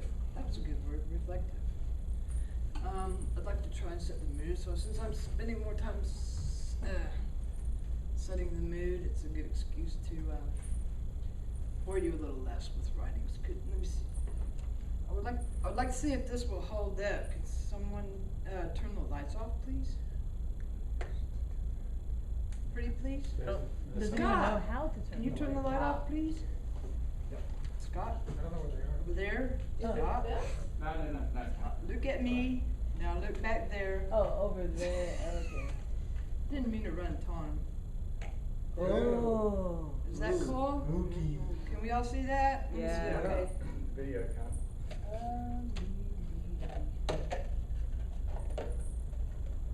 I guess I'll have to hold it. It's so bright it hurts my eyes. They can't read the Yeah. Take your eyes off. I'll pick that up in a minute. Don't worry about it. Now I can't You see. need to see what you're doing. Yeah, oh, thank you. Oh. Oh, thank you. Will you stay here and keep me company? Would you like some coffee? Would you like some No, tea? I had Would my you coffee like this a morning. biscuit? I'm a 1 cup guy. Okay. Reflective. Are we reflecting? I sit and wait. The first day of autumn. Looking up, watching dusk through the tree. Above me. The dusk does not set, but moves, changing. I can see it. And as I watch it, I feel it, hear it. Through the tree, I see above me, the leaves turn green-gray.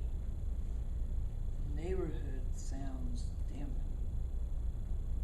The heat becomes relieved. Ah. I sit watching. I see through the darkened leaves of the tree grown larger, the light of dusk still showing through the boughs and limbs, twigs and stems, the dancing, tapping leaves. The light of dusk fading, but still. On the other side, light. Still there like hope. Like hope, I see it. Like hope, it's there. Like Luna, hope wanes and waxes. Waxes and wanes. Hope like dusk fades, like the light as it moves through the day and night. Tree becomes my friend, my protector from the darkness over all. The light of hope is gone now. I am comforted by my friend Tree. I smile. Tree seems still. I feel a puff of breeze, soft. Tree dances lightly. I smile more. I close my eyes a moment.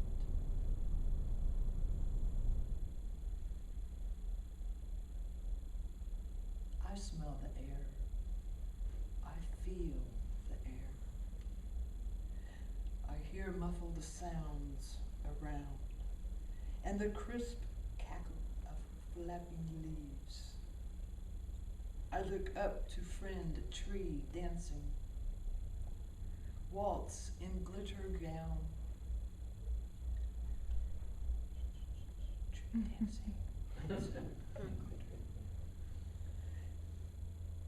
The fanciest diamonds in the universe, stars twinkling through and between, as tree flows, turns, swirls, bounces and bows to wind's music. I am comforted. Dusk, light, tree, wind, and hope will return. Thank you.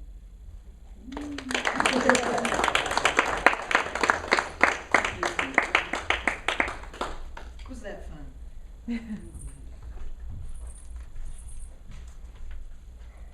Okay. And now, that was in keeping with our month's theme of looking forward to positive. And so, also,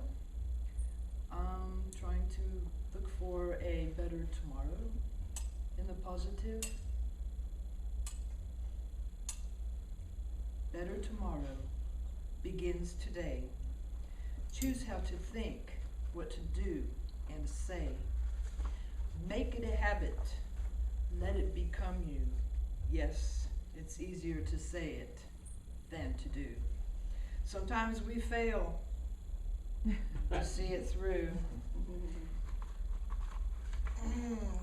Friends will forgive us. We must ourselves too. To make good friends, you must be a good friend. Keep thinking and doing, because tomorrow depends on today. Thank you. Don't go away.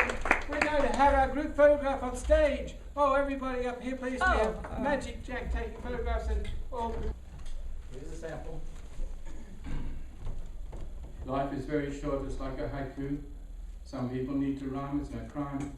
But I say we only have a certain amount of time before infinity and eternity come and take us away and end our poem with a silence today. Who's next? Oh, I love this. This is great. There we go. You ready? One at a time. Come on, Herman. Okay. I'll get that. One Herman. Exactly. I got it. Oh, you have. Wow. I got it. I only need help down. Okay, I'll be there when you fall down. I'll be when you come down. Are you there? Can everybody hear me? Yeah. I can hardly hear myself. Oh, we can hear you. I can hear you very clearly. Okay. I found the two poems that I thought that I had. Yeah. White-winged doves congregate around my bird bath, perfect in their feathers, cooing, splashing, drinking, bathing, magical, natural as sunshine. Wait a minute. Like when he turns the picture. It's the wrong one. See, I conserve paper. I make my changes on the other side. Right. White-winged doves congregate around my bird bath, perfect in their feathers, cooing, splashing, drinking, bathing, magical, natural as a sudden summer shower. Little brown squirrels leap among branches, perfect in their fur, fussing, playing, doing all their acrobatics, magical, natural as varied leaves in autumn. One bright, tiny ladybug sits on a leaf, perfect in her dots and colors, doing nothing special, basking in the sun, magical, natural as good old terra firma. Listen, overhead, somewhere, a mockingbird, perfect in its pitch, sings everybody's bird song, magical, musical, natural as the ever-blowing wind. He doesn't remember, I'll do it later. Yeah, good man. Thank you, Herman. Okay, race for it. I'm here to help. Yeah, where's my cane? Oh, it's hidden away right here in front of you. Oh, Just go and how take did it the get microphone. there? It's magic, isn't it? Magical. Magical, natural. Magical, Yeah. natural. Natural, magical. Yeah, nature is magical. Yep, magical. They call the moon a galleon, at least I think that's right. I'm sure it was a galleon that sailed the clouds that night with stars to chart its progress past the wind-blown pines that stood across the hills beyond the fields in 100-acre wood. I can see why they might call it that as wind fills out the clouds. I can see the untamed power as the moonlight carves the shrouds. With adventures out by Jupiter, ferocious pirate bands, as all the while the moon rides out across our woods and lands. And if you stood beside me now, we'd watch the daring crew escape a vagrant satellite and sail away anew to places we have never been and just can't understand, where there are always ways to best another pirate band. Tonight I watched it sail away, the silence was profound. Tonight one pair of footsteps left a pattern on the ground. Tonight I'm sure I saw you wave as clouds blocked out the view. But when the moon rides out again, be sure I'll think of you.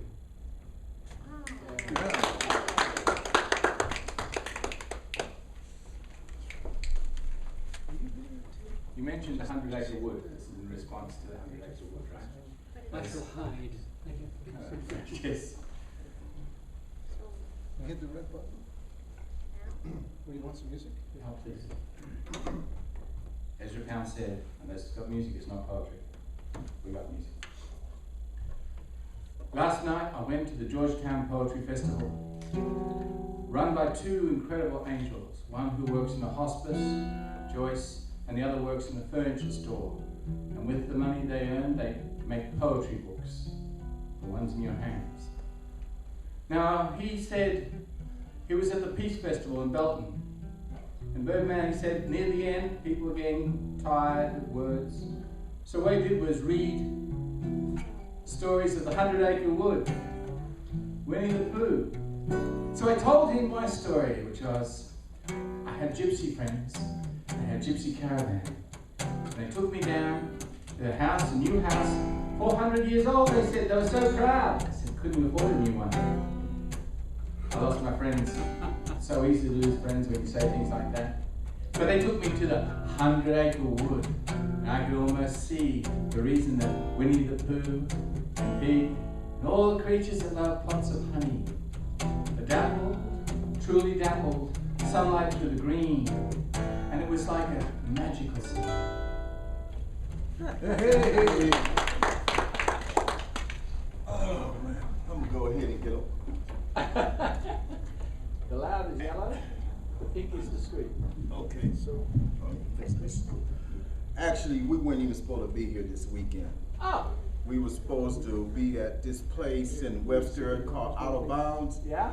And for whatever reason, yeah, they left my name off the list for reading.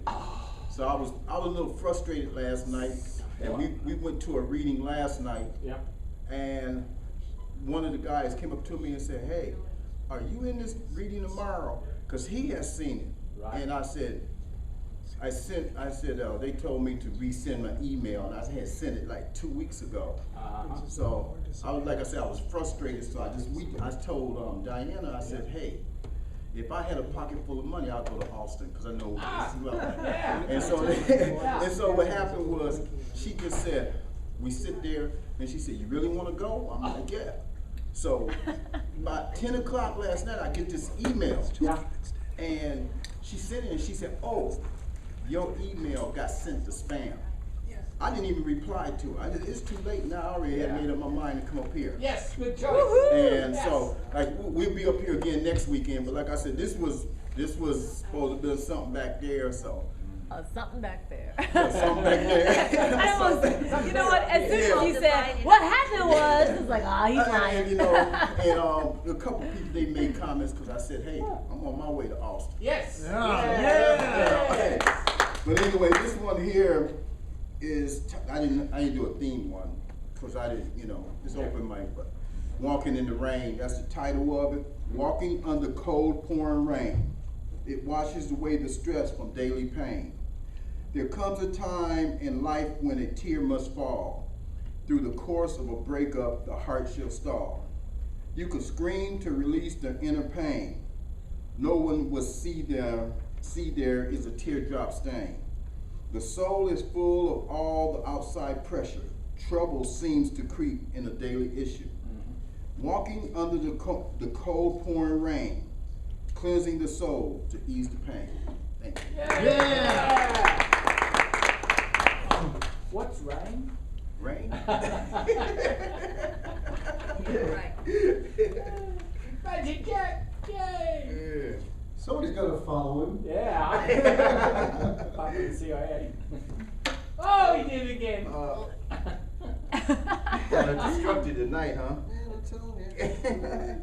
What do you keep doing to that mic? For real. Mic abuse. That's the unmagic touch. You can hear me out there. Nope. No. Nope, No. cannot. How about now? Yeah. Now better. Oh. And that was your sexy Okay, I have a voice. real short piece. It's not mine.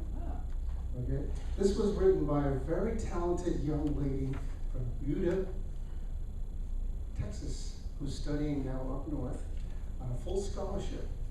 And we heard her quite often down at Kick Butt. And her name is Anastasia Ritchie. And I couldn't believe that someone so young writes so well.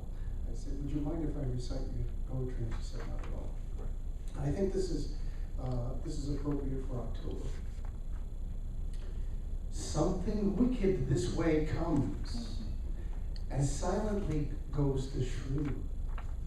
Something wicked this way flies, with wings of white billowed black. Something wicked this way runs, with the pitter-patter of children's feet. Something wicked this way glares, with a smile of promised pain. Something wicked this way climbs o'er the Ossidian castle walls. Something wicked this way lunges, blunt teeth glinting in the light. Something wicked this way strikes as the lantern's quick demise. Devil, watch out, sweetheart, because something wicked this way comes.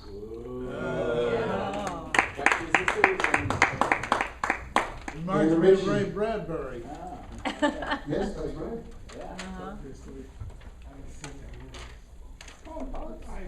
I'm wondering why you were sitting down. Is it coming up? Element 615, Conspector and her. Hey. And poetry festival. Okay, so first of all, I'd like to begin with saying the word beginning, or begin, in the first 30 seconds of this sentence. Fantastic. Now that I have done that. Ladies and gentlemen, as the director of the AIPF, it is my esteemed privilege and honor to announce that that esteemed poet, spoken word artist, educator, commentator, and everything else extraordinaire, Nikki Giovanni, will be appearing at the Austin International Poetry Festival in April. But more than that, the only thing I could think of that would make it even more amazing than to see Nikki Giovanni up close for the very first time would be to see each of you in April. We've had throughout the festival's history, through all the years, we've had a lot of people featured, a lot of famous names come and go, and some of them we've seen more than a few times, which we've been honored by, and some people we've only seen once, and we've been grateful for. But more than that, I need you all to bear in mind that whether or not you've ever been before, that the Austin International Poetry Festival does not happen without Austin. It does not happen without any of you. I need you all to give yourselves a round of applause if you've ever attended, put together, or contributed in some way to any part of Poetry Thriving in Austin. You clap now.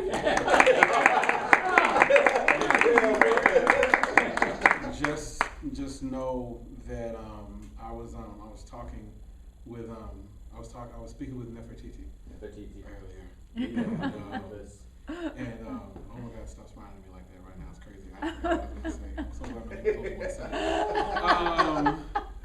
But nah, I was telling her that I grew up, I'm an ex-brat. I grew up in Killeen.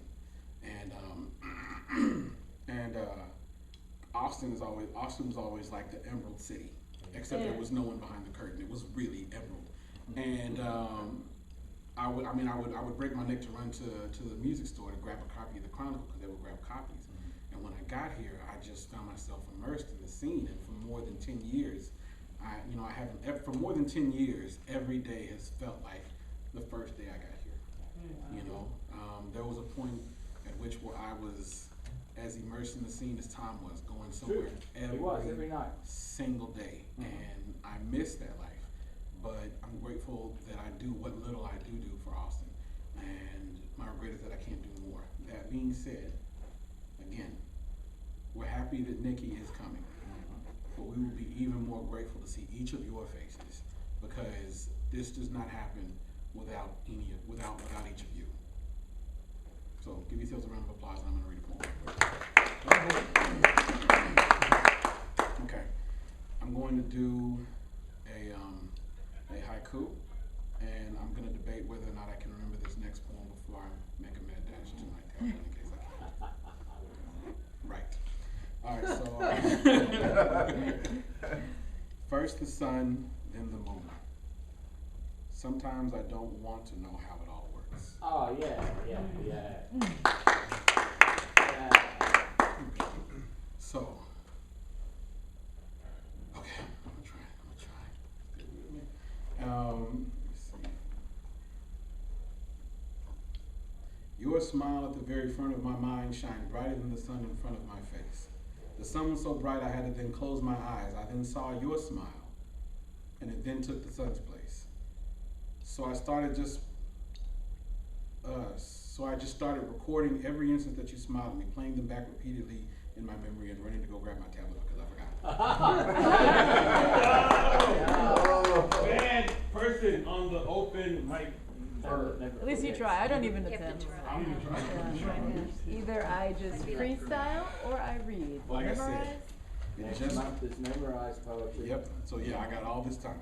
I got all that So time. you won't have to worry about seeing me because I barely remember my name half the time. That's why they make paper, man. Exactly. Exactly. I told you there's a reason my name is only one syllable. It just makes shit easier. That was the monosyllabic word too. That was. Let me see here. Okay, so let me see here. Okay. I'm running through the tablet. I'm running like an excited poodle. I'm running through. Okay. So. Oh, okay. Now I know where it is. Okay, so I'm gonna read another haiku real quick about how I should have. Okay, here we go.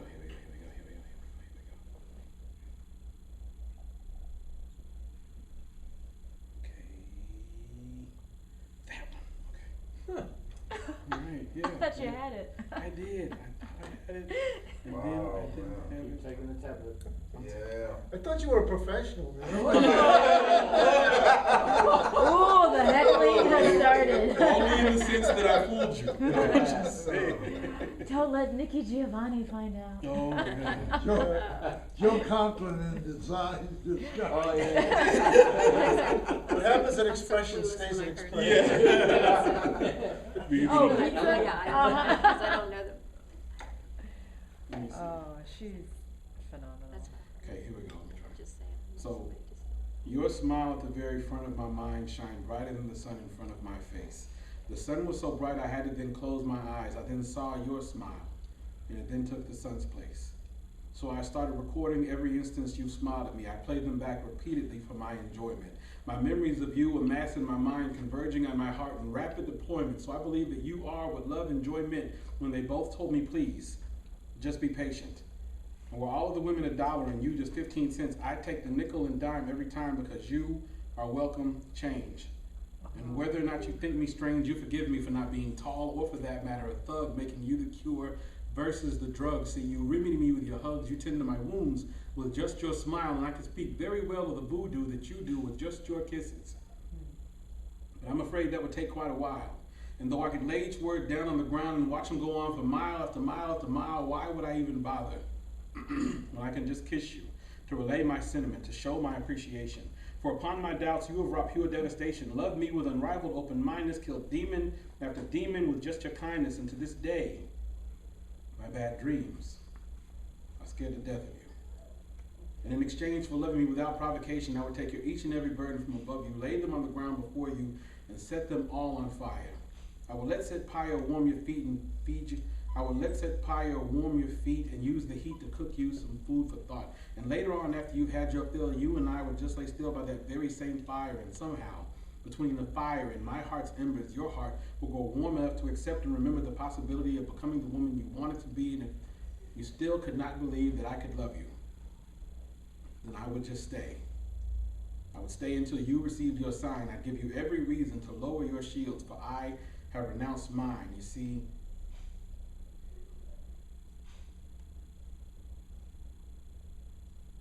my devotion for you knows nothing but depth. And like a dying man without hope knows, and like a dying man with hope knows ain't too much else left, if you would allow me, I would pay homage to every scar on your body in honor of the victory over whatever caused it. And in exchange for loving me heaven sent, I would take your each and every ounce of grief and lament until I embodied all of it and I would up and die. And when my spirit finally left that vessel, so help me, I would possess the very next man even remotely capable of loving you like I do, just to live up my life anew with you. I would die for you because I would die without you. Love without you is a contradiction. Life without you is just cheap fiction. So, in exchange for this love you have provided, this alien exquisite feeling, this beautiful riot you have incited, I have decided to give you all that I am, and without cause for you to dispute. Replace the pain and neglect with my love, my respect, and in effect, pay you as tribute. There you go. There you go.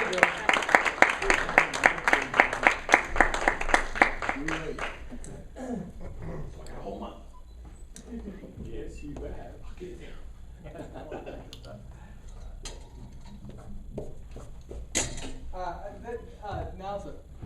Now's a really good time to do this because, dude, next month's expressions is memorized poetry, and it's been added to the queue that it's improvised poetry.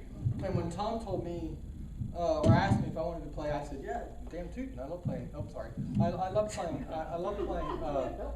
I love playing expressions because the ambiance and it stimulates so much good growth. And so I told him, "Sure, I'll play." Isn't that thing memorized? I thought that's sort of goofy. How can I play memorized? I've never memorized anything. But I wrote him back and said,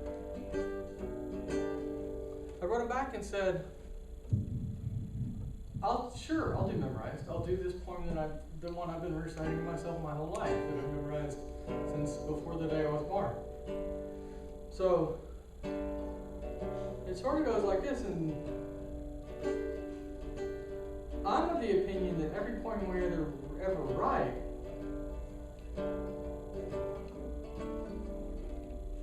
is just a rephrasing of the original poem that came into the world with. And it comes off in different words and different sounds, and I'm just like the next man or the next guy or the next woman or the next tree or the next rock. There's a part of me that's inside that's nothing, that's vacuous and empty and just wants to be filled up with love and beautiful words and sound. And I remember things, I have memories like girlfriends and beautiful women in school and football games and programming and going to open mics. And the reason I feel like open mics and poetry readings are worse is because it's where you get to be yourself and you get to hang out with people who like you. On the edge, on the fringe, on the element, on the side, on the border, on the country lane, and they're letting it all hang out every which way it goes, and they ain't got nothing to hold back anymore, except this song that says, man, peace is as cool as you can get. And the only peace I can think of to give is the one that's in myself, the one that shines light in you, and you got the light in you, and you got the light in you, and it's just a huge old star field. This is the song I've been singing my whole stinking life. It just sounds a little bit different. It's a song that says there's a harmony, and when you harmonize to the universe and you feel yourself and your power. And there was a time I hugged a tree in the middle of Transcoat Tower, and everybody thought I was nuts. I'm still hugging that tree. It occurred to me the other day, we got it all wrong. We should have never have called these arms. It sounds too much like army. These are limbs. And we should never have called a shoulder because the weight just wears down you. You should. We should take the H out and call it solder. It also occurred to me that alphabet, any word you can put in your mind, there's a good one playing around there somewhere. Any poet I've ever heard has just been trying to make sense of the world, playing words. And I love them. I mean, I can't tell you how much I love words. I love words so much that I give my mind away at every second and every sound I can possibly hear, because there's nothing here but guitar strings playing, not even any fingers, as you can possibly tell. It's just an opportunity to let it all hang out and say, you know, peace is also sort of screwed up, because I got a piece in me and I got a piece in you, and there's a piece everywhere, and let's just get it together and make a big old pie. I remember things like my mom's dewberry cobbler, cinnamon all on the side. I have such fond memories, and the ones that are the fondest are the ones that I haven't got to yet. Sooner or later, another guy's going to come up here, and he's going to say something. You're going to see me off in the background going, "Ooh, fabulous." Somebody else is speaking their mind. Yeah, it reminds me of Shakespeare when I was a kid with my head between the speakers. Yeah, it reminds me of the times I've heard women. Yeah, it reminds me of all sorts of things. And it's just a tune, man. It's just a little ditty. It occurred to me a little while ago that the point poetry is fabulous, because how many times in your life have you been stuck in traffic and heard a phrase of a song go through your head? The one that sticks with me is the sound of silence. I hate silence. All I want to do is fill it up. I sang that song for 30, 40, 50 years, and I get to make my own.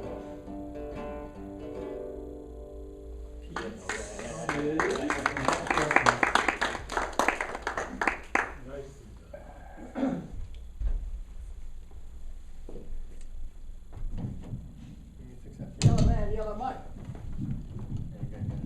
That's good enough. Gonna put the podium back? Huh? I'll put that on. I don't need the podium. I'm just going to do this one right here. With a yellow tab. Yeah. Right. Thanks to the muse. Goddess, wherever I am, I meet you. You teach me I am yours by your gifts to me. When first we met, you asked for no belief, but I know you are as real as the gifts you've given. Thank you for giving work when I needed. Thank you for finding love when I asked it. Thank you for opening my heart. Thank you for the courage to keep it open. And thank you for the words with which I praise you. Yeah.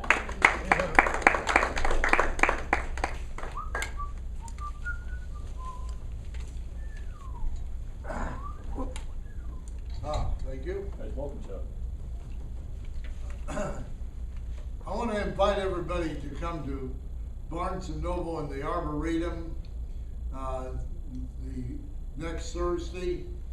In the mezzanine, we have an open mic poetry. Everyone's invited.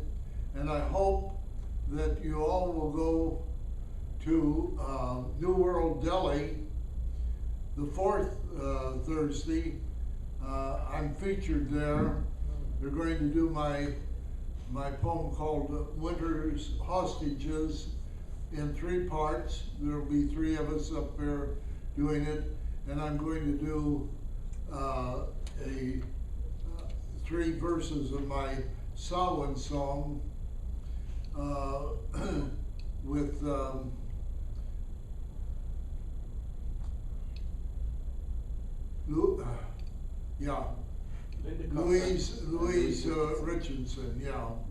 Louise Richardson, Gail Richardson, and we'll be able to do the whole thing, the 2 parts that normally doesn't get done because I do it by myself.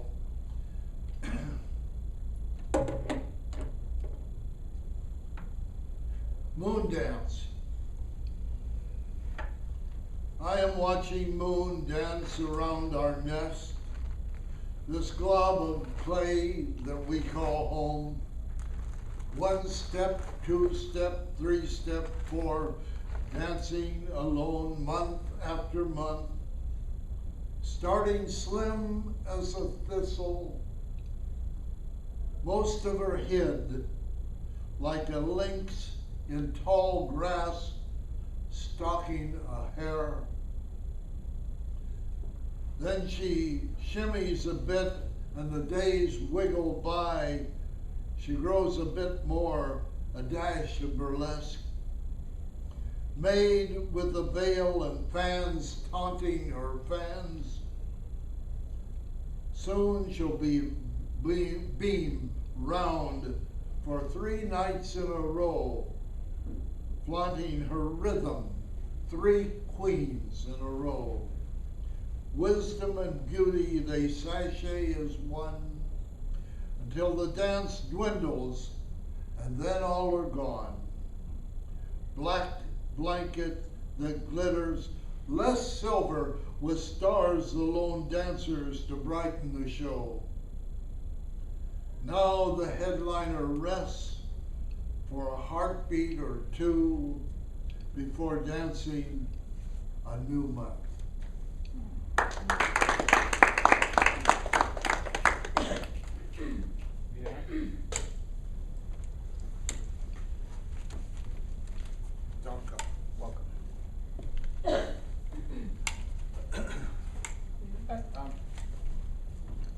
Check. It's not the same with that. The reason I've been here for 17 years, I haven't got it right yet. Every time I open my mouth, I realize that's not right. If I try and say the same poems, same way, I get bored. Because to me, factually, every moment is a diamond that's never going to come again. Every reflection, every refraction takes us to another mystery that's deeper than we've ever seen. It's subterranean, it's also around us at all times and all dimensions. If we trespass upon the mystery, silence doesn't cut it. You see, silence is a language too. We have the silence of anger, the silence of frustration, the silence of not being able to articulate the wild beasts that live within and the birds want to fly out. So whether you are surreal or unreal, whether you are so real as real estate, I say this is not enough, but it's a good step. It's a step towards the unknown, within and surrounding. And that's why I really look for the sacred ring, that circle of all of us. When I say all of us, I mean 7 billion of us. People accuse me of productivity. They accuse me of writing too much poetry. I say I want to write at least 1 dream for every 7 billion people who can't articulate their own yet. It's not for them, it's because of them. And we know that we've been sleeping for many years, scratching it off, saying, oh, one day I'm going to get there, Birdman. One day I'm going to say the absolute truth and the world will change. Well, it does, with or without us. But the reason I love diversity and divergence is that sometimes the elliptical wins. The Heisenberg, the Heraclitus, the uncertainty, the mathematical precision of not knowing. This is why I love these nights, this is why they're so different, and why the next poem will have to be the best poem.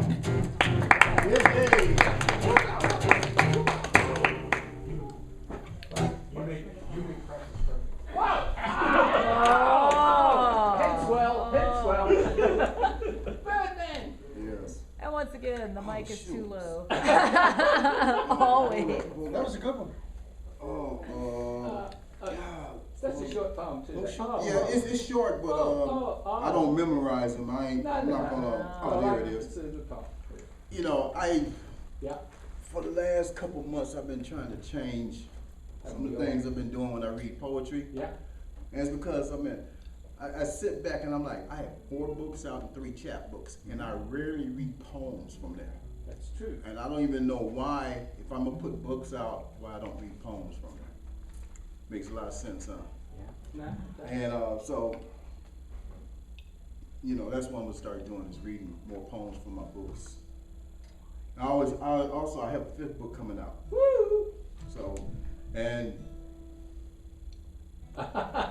she does for you. She loves you. It's a good thing. yeah, now she tells me which poems to read. Oh. I don't have to think now. I don't, you know, hey. You didn't have to before. But. Yeah. Oh, come on. Huh? There's an old proverb. Yeah. The rooster wakes up everybody on the farm. Don't nothing go down till he crows. It's still up to the hen to wake him up to make the announcement. Okay. And actually, this poem, well, the last poem was in my 4th book, and this one here is, and it's titled "The Wind Will Whisper." The wind whispers throughout the shadows of your mind, sending a message, hoping you will always be kind. I painted a sunset to close out your day. My sky become cloudy with tears on its way. If you would only realize that the wind will whisper to show I care. The wrinkle that caresses your face has memories to bear. I just had to write to tell you how much I care for you. Nothing in this world could change this sunrise view.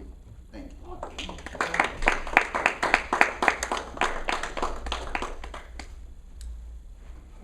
Jewel, come on. No. She's all, I'm going to be shy.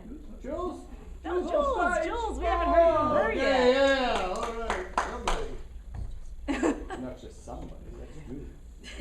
That's right, damn it. See, I actually had a hard time looking through my stuff and finding what I would deem happy poetry. Everyone has. So, yeah, it kind of made me realize just how cathartic poetry is for me personally. This one is called Genesis 1:26-27. Man is created in God's image. I will not apologize for seeing the reflection of God in you. Open your eyes and see what I see.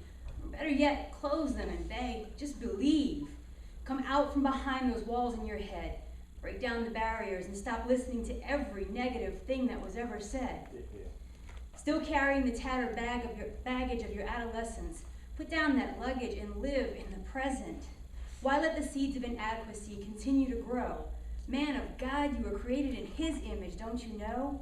I see it in your smile. I see it in your eyes. I see it in your hands.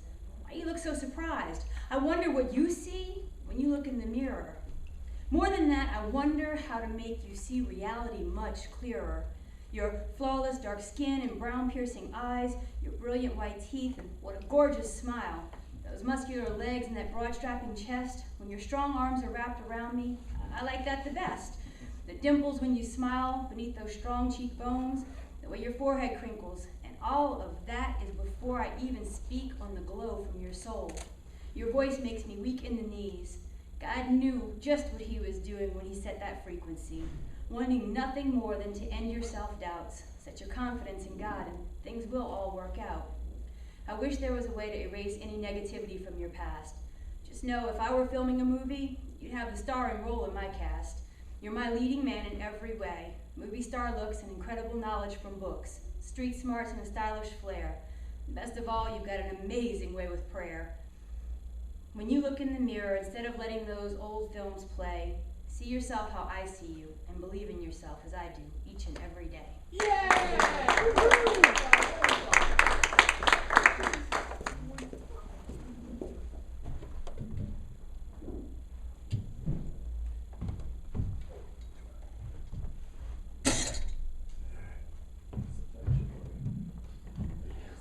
Stuff. Wouldn't it be nice to have a big, huge voice? Okay, here we go.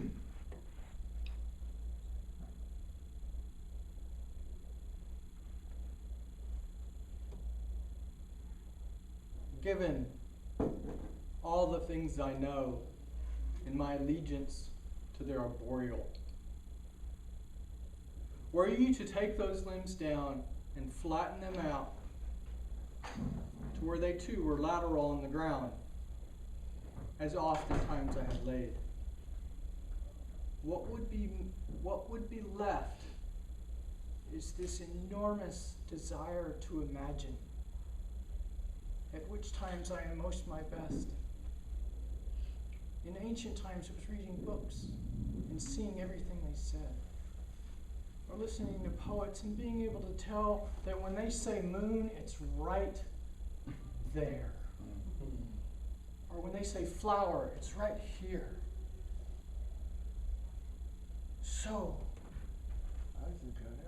I can imagine. What a glorious thing. So what do I want to do with it? What I want to do is go out and take a bouquet of the wildflowers and hand one to each of you and have it be a poem of have it be so tender that when you hold it, you can feel where it used to be in the earth, where those 7 billion people's feet trod the ground each and every day along with us.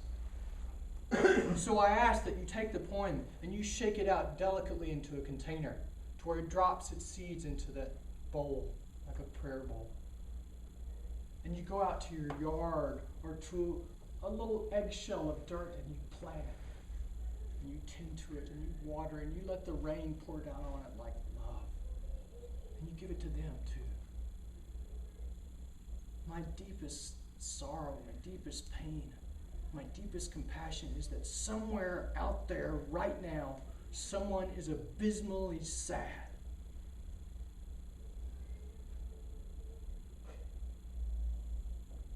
And we want to help. We want to help. We're here to help you. We hear every cry, every moan, every weep, because one day it'll be John Q. Smith, next day it'll be Alahara Baba, or Fukushima Matwata, or you, or me. So the part that draws from us is this endless ability and desire to imagine. So let's imagine peace and love, and that the part of every human soul that suffers and is sad is not covered up, but is opened up enough to see the part released, the starshine, the moon glow, the flower budding, the essence of rose and love and desire. Thank you.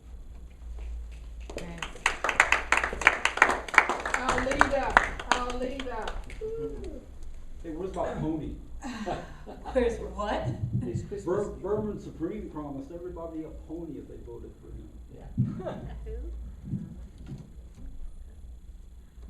I don't know. All right, this one is called A Circle Has No Corners. Recently, at a party held for capoeistras, a Brazilian martial art form, I overheard one of our capoeira instructors giving advice to someone who was new to the practice.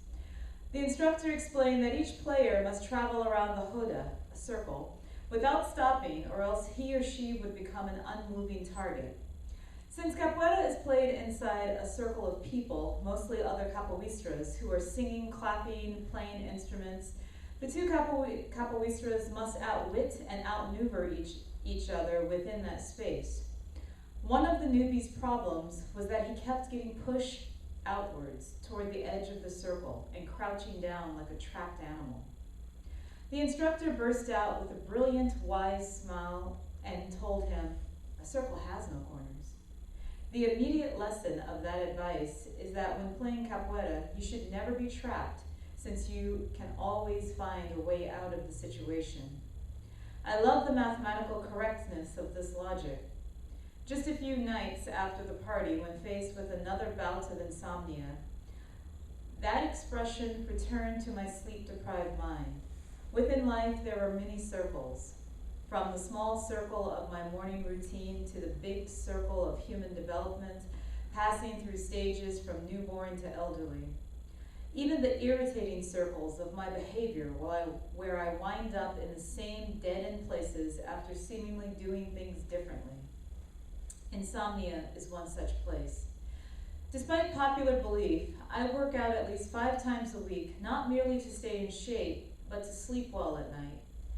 I've never resorted to using sleeping pills, pretty much for the same reason I've never drank coffee to wake up. I figure if there's something challenging my sleep-wake cycle, another circle, then I need to change some aspect of my life. A circle has no corners. What a beautiful analogy. My mind filled with life's challenges that had me along the sides of the circle. I thought through what maneuvers I needed to do to return to the center. I'd be lying if I said that I found the solution in a flash, but I fell asleep and stayed asleep until my alarm clock went off. Refreshed, I daydreamed about some different directions I could take in my life, especially writing. After a few hours of being at work, 2 writing opportunities came to me via email. One I dismissed after further investigation, but the other I pounced on. Just like when playing capoeira, sometimes you faint, other times you follow through. As long as you keep moving or making progress, then you'll never be trapped. The circle can enlarge or shrink. You can be inside the circle, part of it, or an outsider. Just like a capoeira can maneuver her way toward the center of the Huda, you also do not need to surrender to the marginalizing mechanisms in life. The corners only exist in your mind.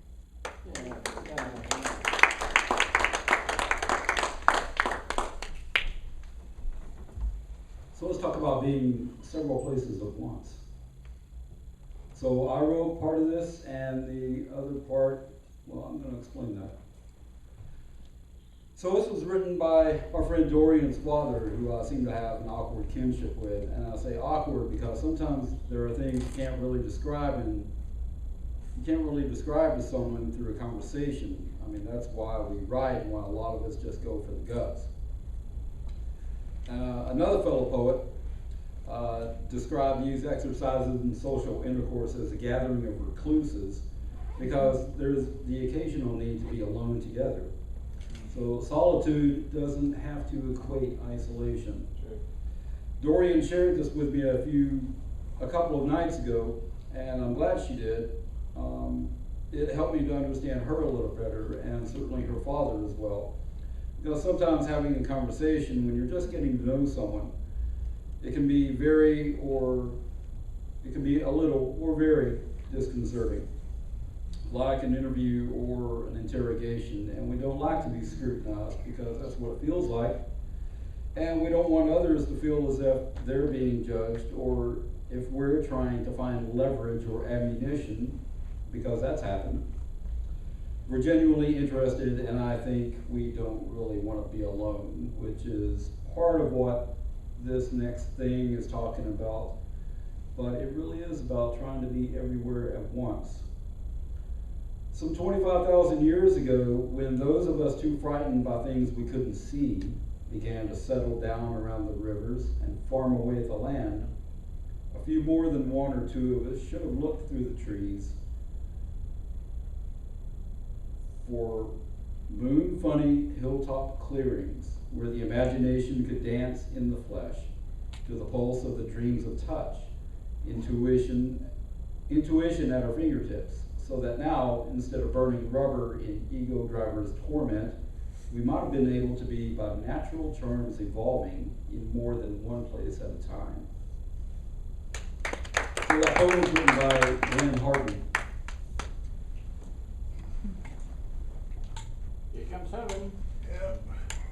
And he's moving. He's moving fast. I think I was going to say, that's running. My phone here is so small. Yeah,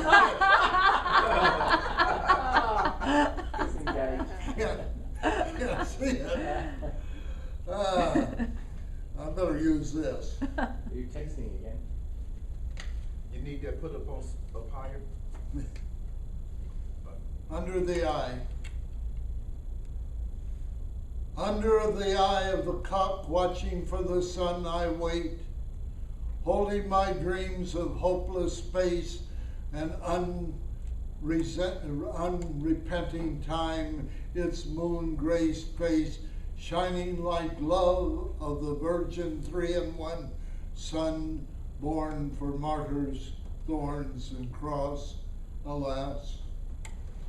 Under the thread of time strung tight I pass, under the beads of days and night I roar, round poles where heaven signs earth's fate, I soar to phoenix nest. The rite of burning mass, I join in ash, becoming one with it. There in the ash, truth has no counterfeit. The primal atoms first must merge before the conflict starts. Until the formless core unites, time waits outside his infinite cousin's lair, the cave of naught, the void. Until the primal forces are employed, life cannot rear its lovely, ugly head. The dream is fashioned when the atoms wed, and ordered chaos by that ties destroyed. Then paradise is lost and hell is gained. The feudal struggle has been preordained. Its agitation makes earth's garden flower, as well as all the stars the night may shower across the heavens. They must be sustained by burning of themselves until they die. Within my dream, before the rooster's eye, before the flood of water, scourge of flame, or even banging universes came, my life and essence, my each, where, and why, were written with those atoms as our sun.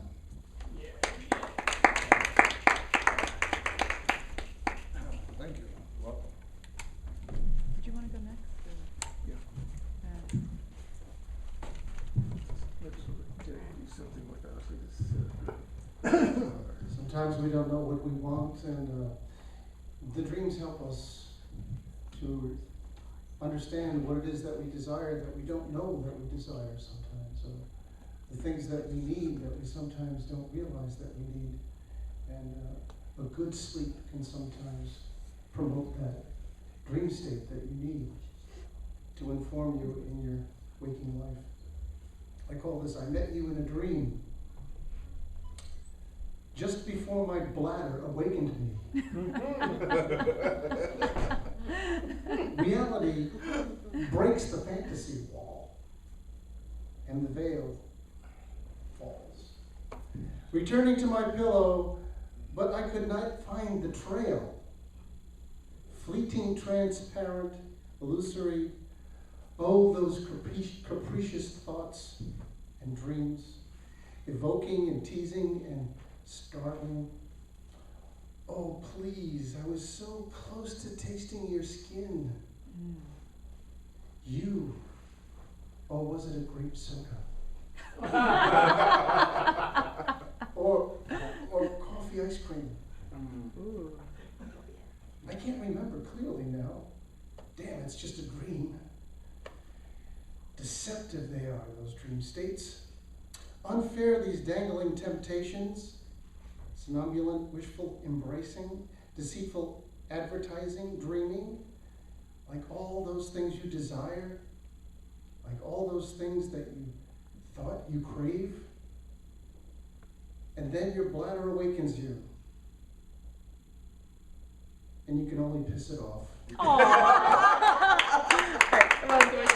I was directing traffic, so like nobody else gets up. All right. This is a Scottish tale. When the witch finder reached the lands of Lady Alice Keeley, he had beat all the farmers and villagers of the plots around her castle, and they all agreed that there was a witch coven in the area, and they all agreed that a man named HermanN was a member of it. So the witch finder brought HermanN to court and asked him, "Who is the leader of your coven?" And the poem starts with the testimony that he gave.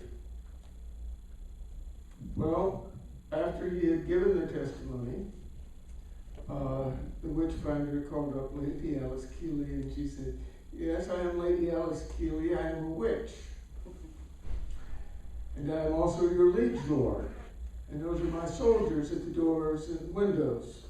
Me and my friends and I are going home now, and I think you would be well advised not to bother good people anymore in this territory." So, this is a testament of HermanN. She is the queen of Elfland, able to be young or old as she pleases. She turns and I see her in a goldenrod gown, beaming like day's eye, holding a bouquet of daisies, marching the church aisle to her wedding. No one gives her away. She is her own gift. She turns and I see her, the skull beneath the skin, the layer out of corpses, attendant in my mother's long death, impatient with those who choose to suffer, but helping those who refuse to be victim.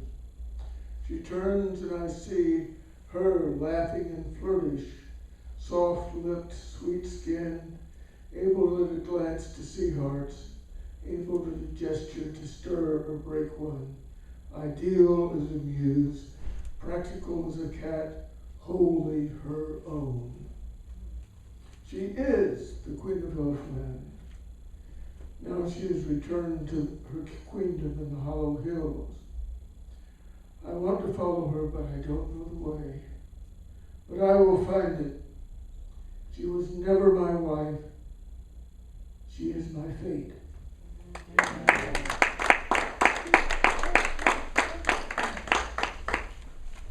And that isn't the way it's on the page. I just want to share a short story, true one, that I think all poetry comes from our lives, and that's where the truth lies. So in 1991, I was living in a squat in Birmingham. Birmingham is the second biggest population centre in England, and I was trying to get people's poetry started. And I put a year of my life into. London was full of little pubs. They didn't talk to each other. There was the punk poets, and there was the lawyer poets, and there was all these little groups that just had no desire to be anything other than incestuous, looking inwards. It was the truth. So I thought, Lung Doom, you're dead. Try Birmingham instead. So there I was in this place where a few wild bands have come from, and it's the industrial north. It is one of the ugliest boils and carbuncles on the face of the human landscape. So I was in the squat and watching the snow rise up over the window, and the pipelines were breaking and people were dying in their homes. But finally, it occurred to me that you can't impose poetry on anyone. So I tried the University of the Third Age, I tried the young poets, I tried all the little places where people gathered, thinking that if people gather, they have a little hope inside them that there's something more than just themselves. It's not just solipsism, narcissism, there's a tribe, a community, a unity beyond us. And that's what I sought, but I failed spectacularly. But the real truth of the story is, I heard there was going to be a war. This was 1991, the first Iraq war. So I immediately got a ticket and was about to go home to Australia, because Australia wouldn't be so stupid to be involved in another war after Vietnam. And on the day I left, the Evening Mercury, which is the biggest newspaper in the Midlands, had my photograph in one corner, full colour. In the other corner it had a British Army person dressed in full uniform. And the 4 pages of the Evening Mercury had all the people I had promoted in full colour with their bio, their poem and a photograph, a full double-page spread. I bought that paper on the plane out, which goes to show there's never an end.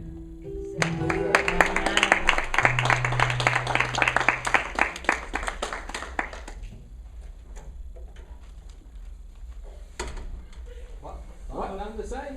You still have that paper. No, I gave it away. Me too.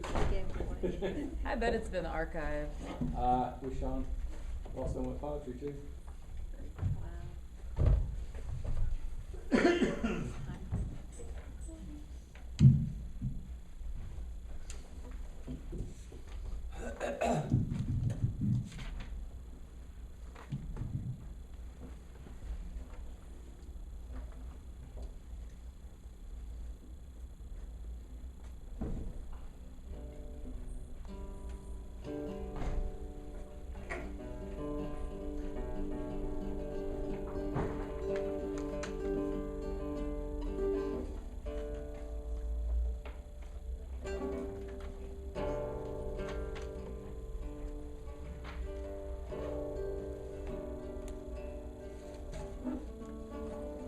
So we're all well aware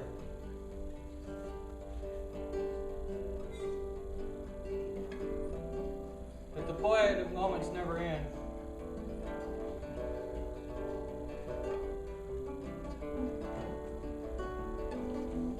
In all my 47 years, I've never been able to tell where the music actually begins.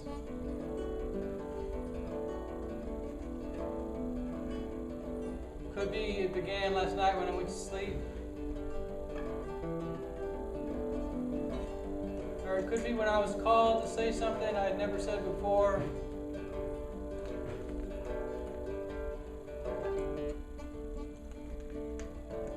Or heard something in a different way, like a blind man.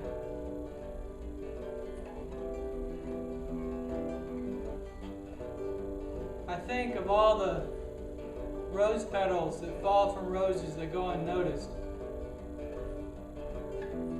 All the dandelion spores that they get carried away on the wind even when no child blows on them.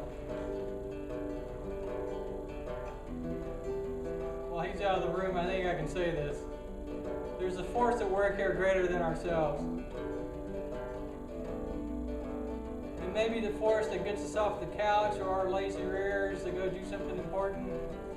Or maybe as simple as going out to buy milk or some chocolate.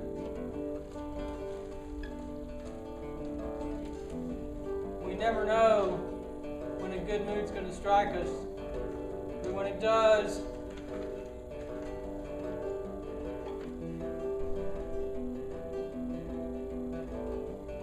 there's a part of us that wants to hang on to it and say, no, don't leave me, don't let me off the line, I don't want to go back in the water again. Because wasn't it just a second ago that I was being held in the hands of a higher power, being admired with my glassy eyes? Seems every time I go back in the water again, there's a little glimmer of light and hope. Some memory that says, some fond time is coming I cannot remember yet. Just seems like a song of faces I've known in the darkness. And they're closer to me than my own, because in truth I have none. More akin to a sound than a fishing line or a pole. I'm not a teacher, I'm not a student, I'm not a lesson. I am nothing but a vehicle for kindness. I think of all the rose petals that fall to the ground without anyone watching. I think of all the dandelion spores that get carried away on the wind without a child blowing. I think contentment is an ancient word that has seen its better day. The new word is flow. Not flower, but flow, from one moment into the next. I'm just a sound.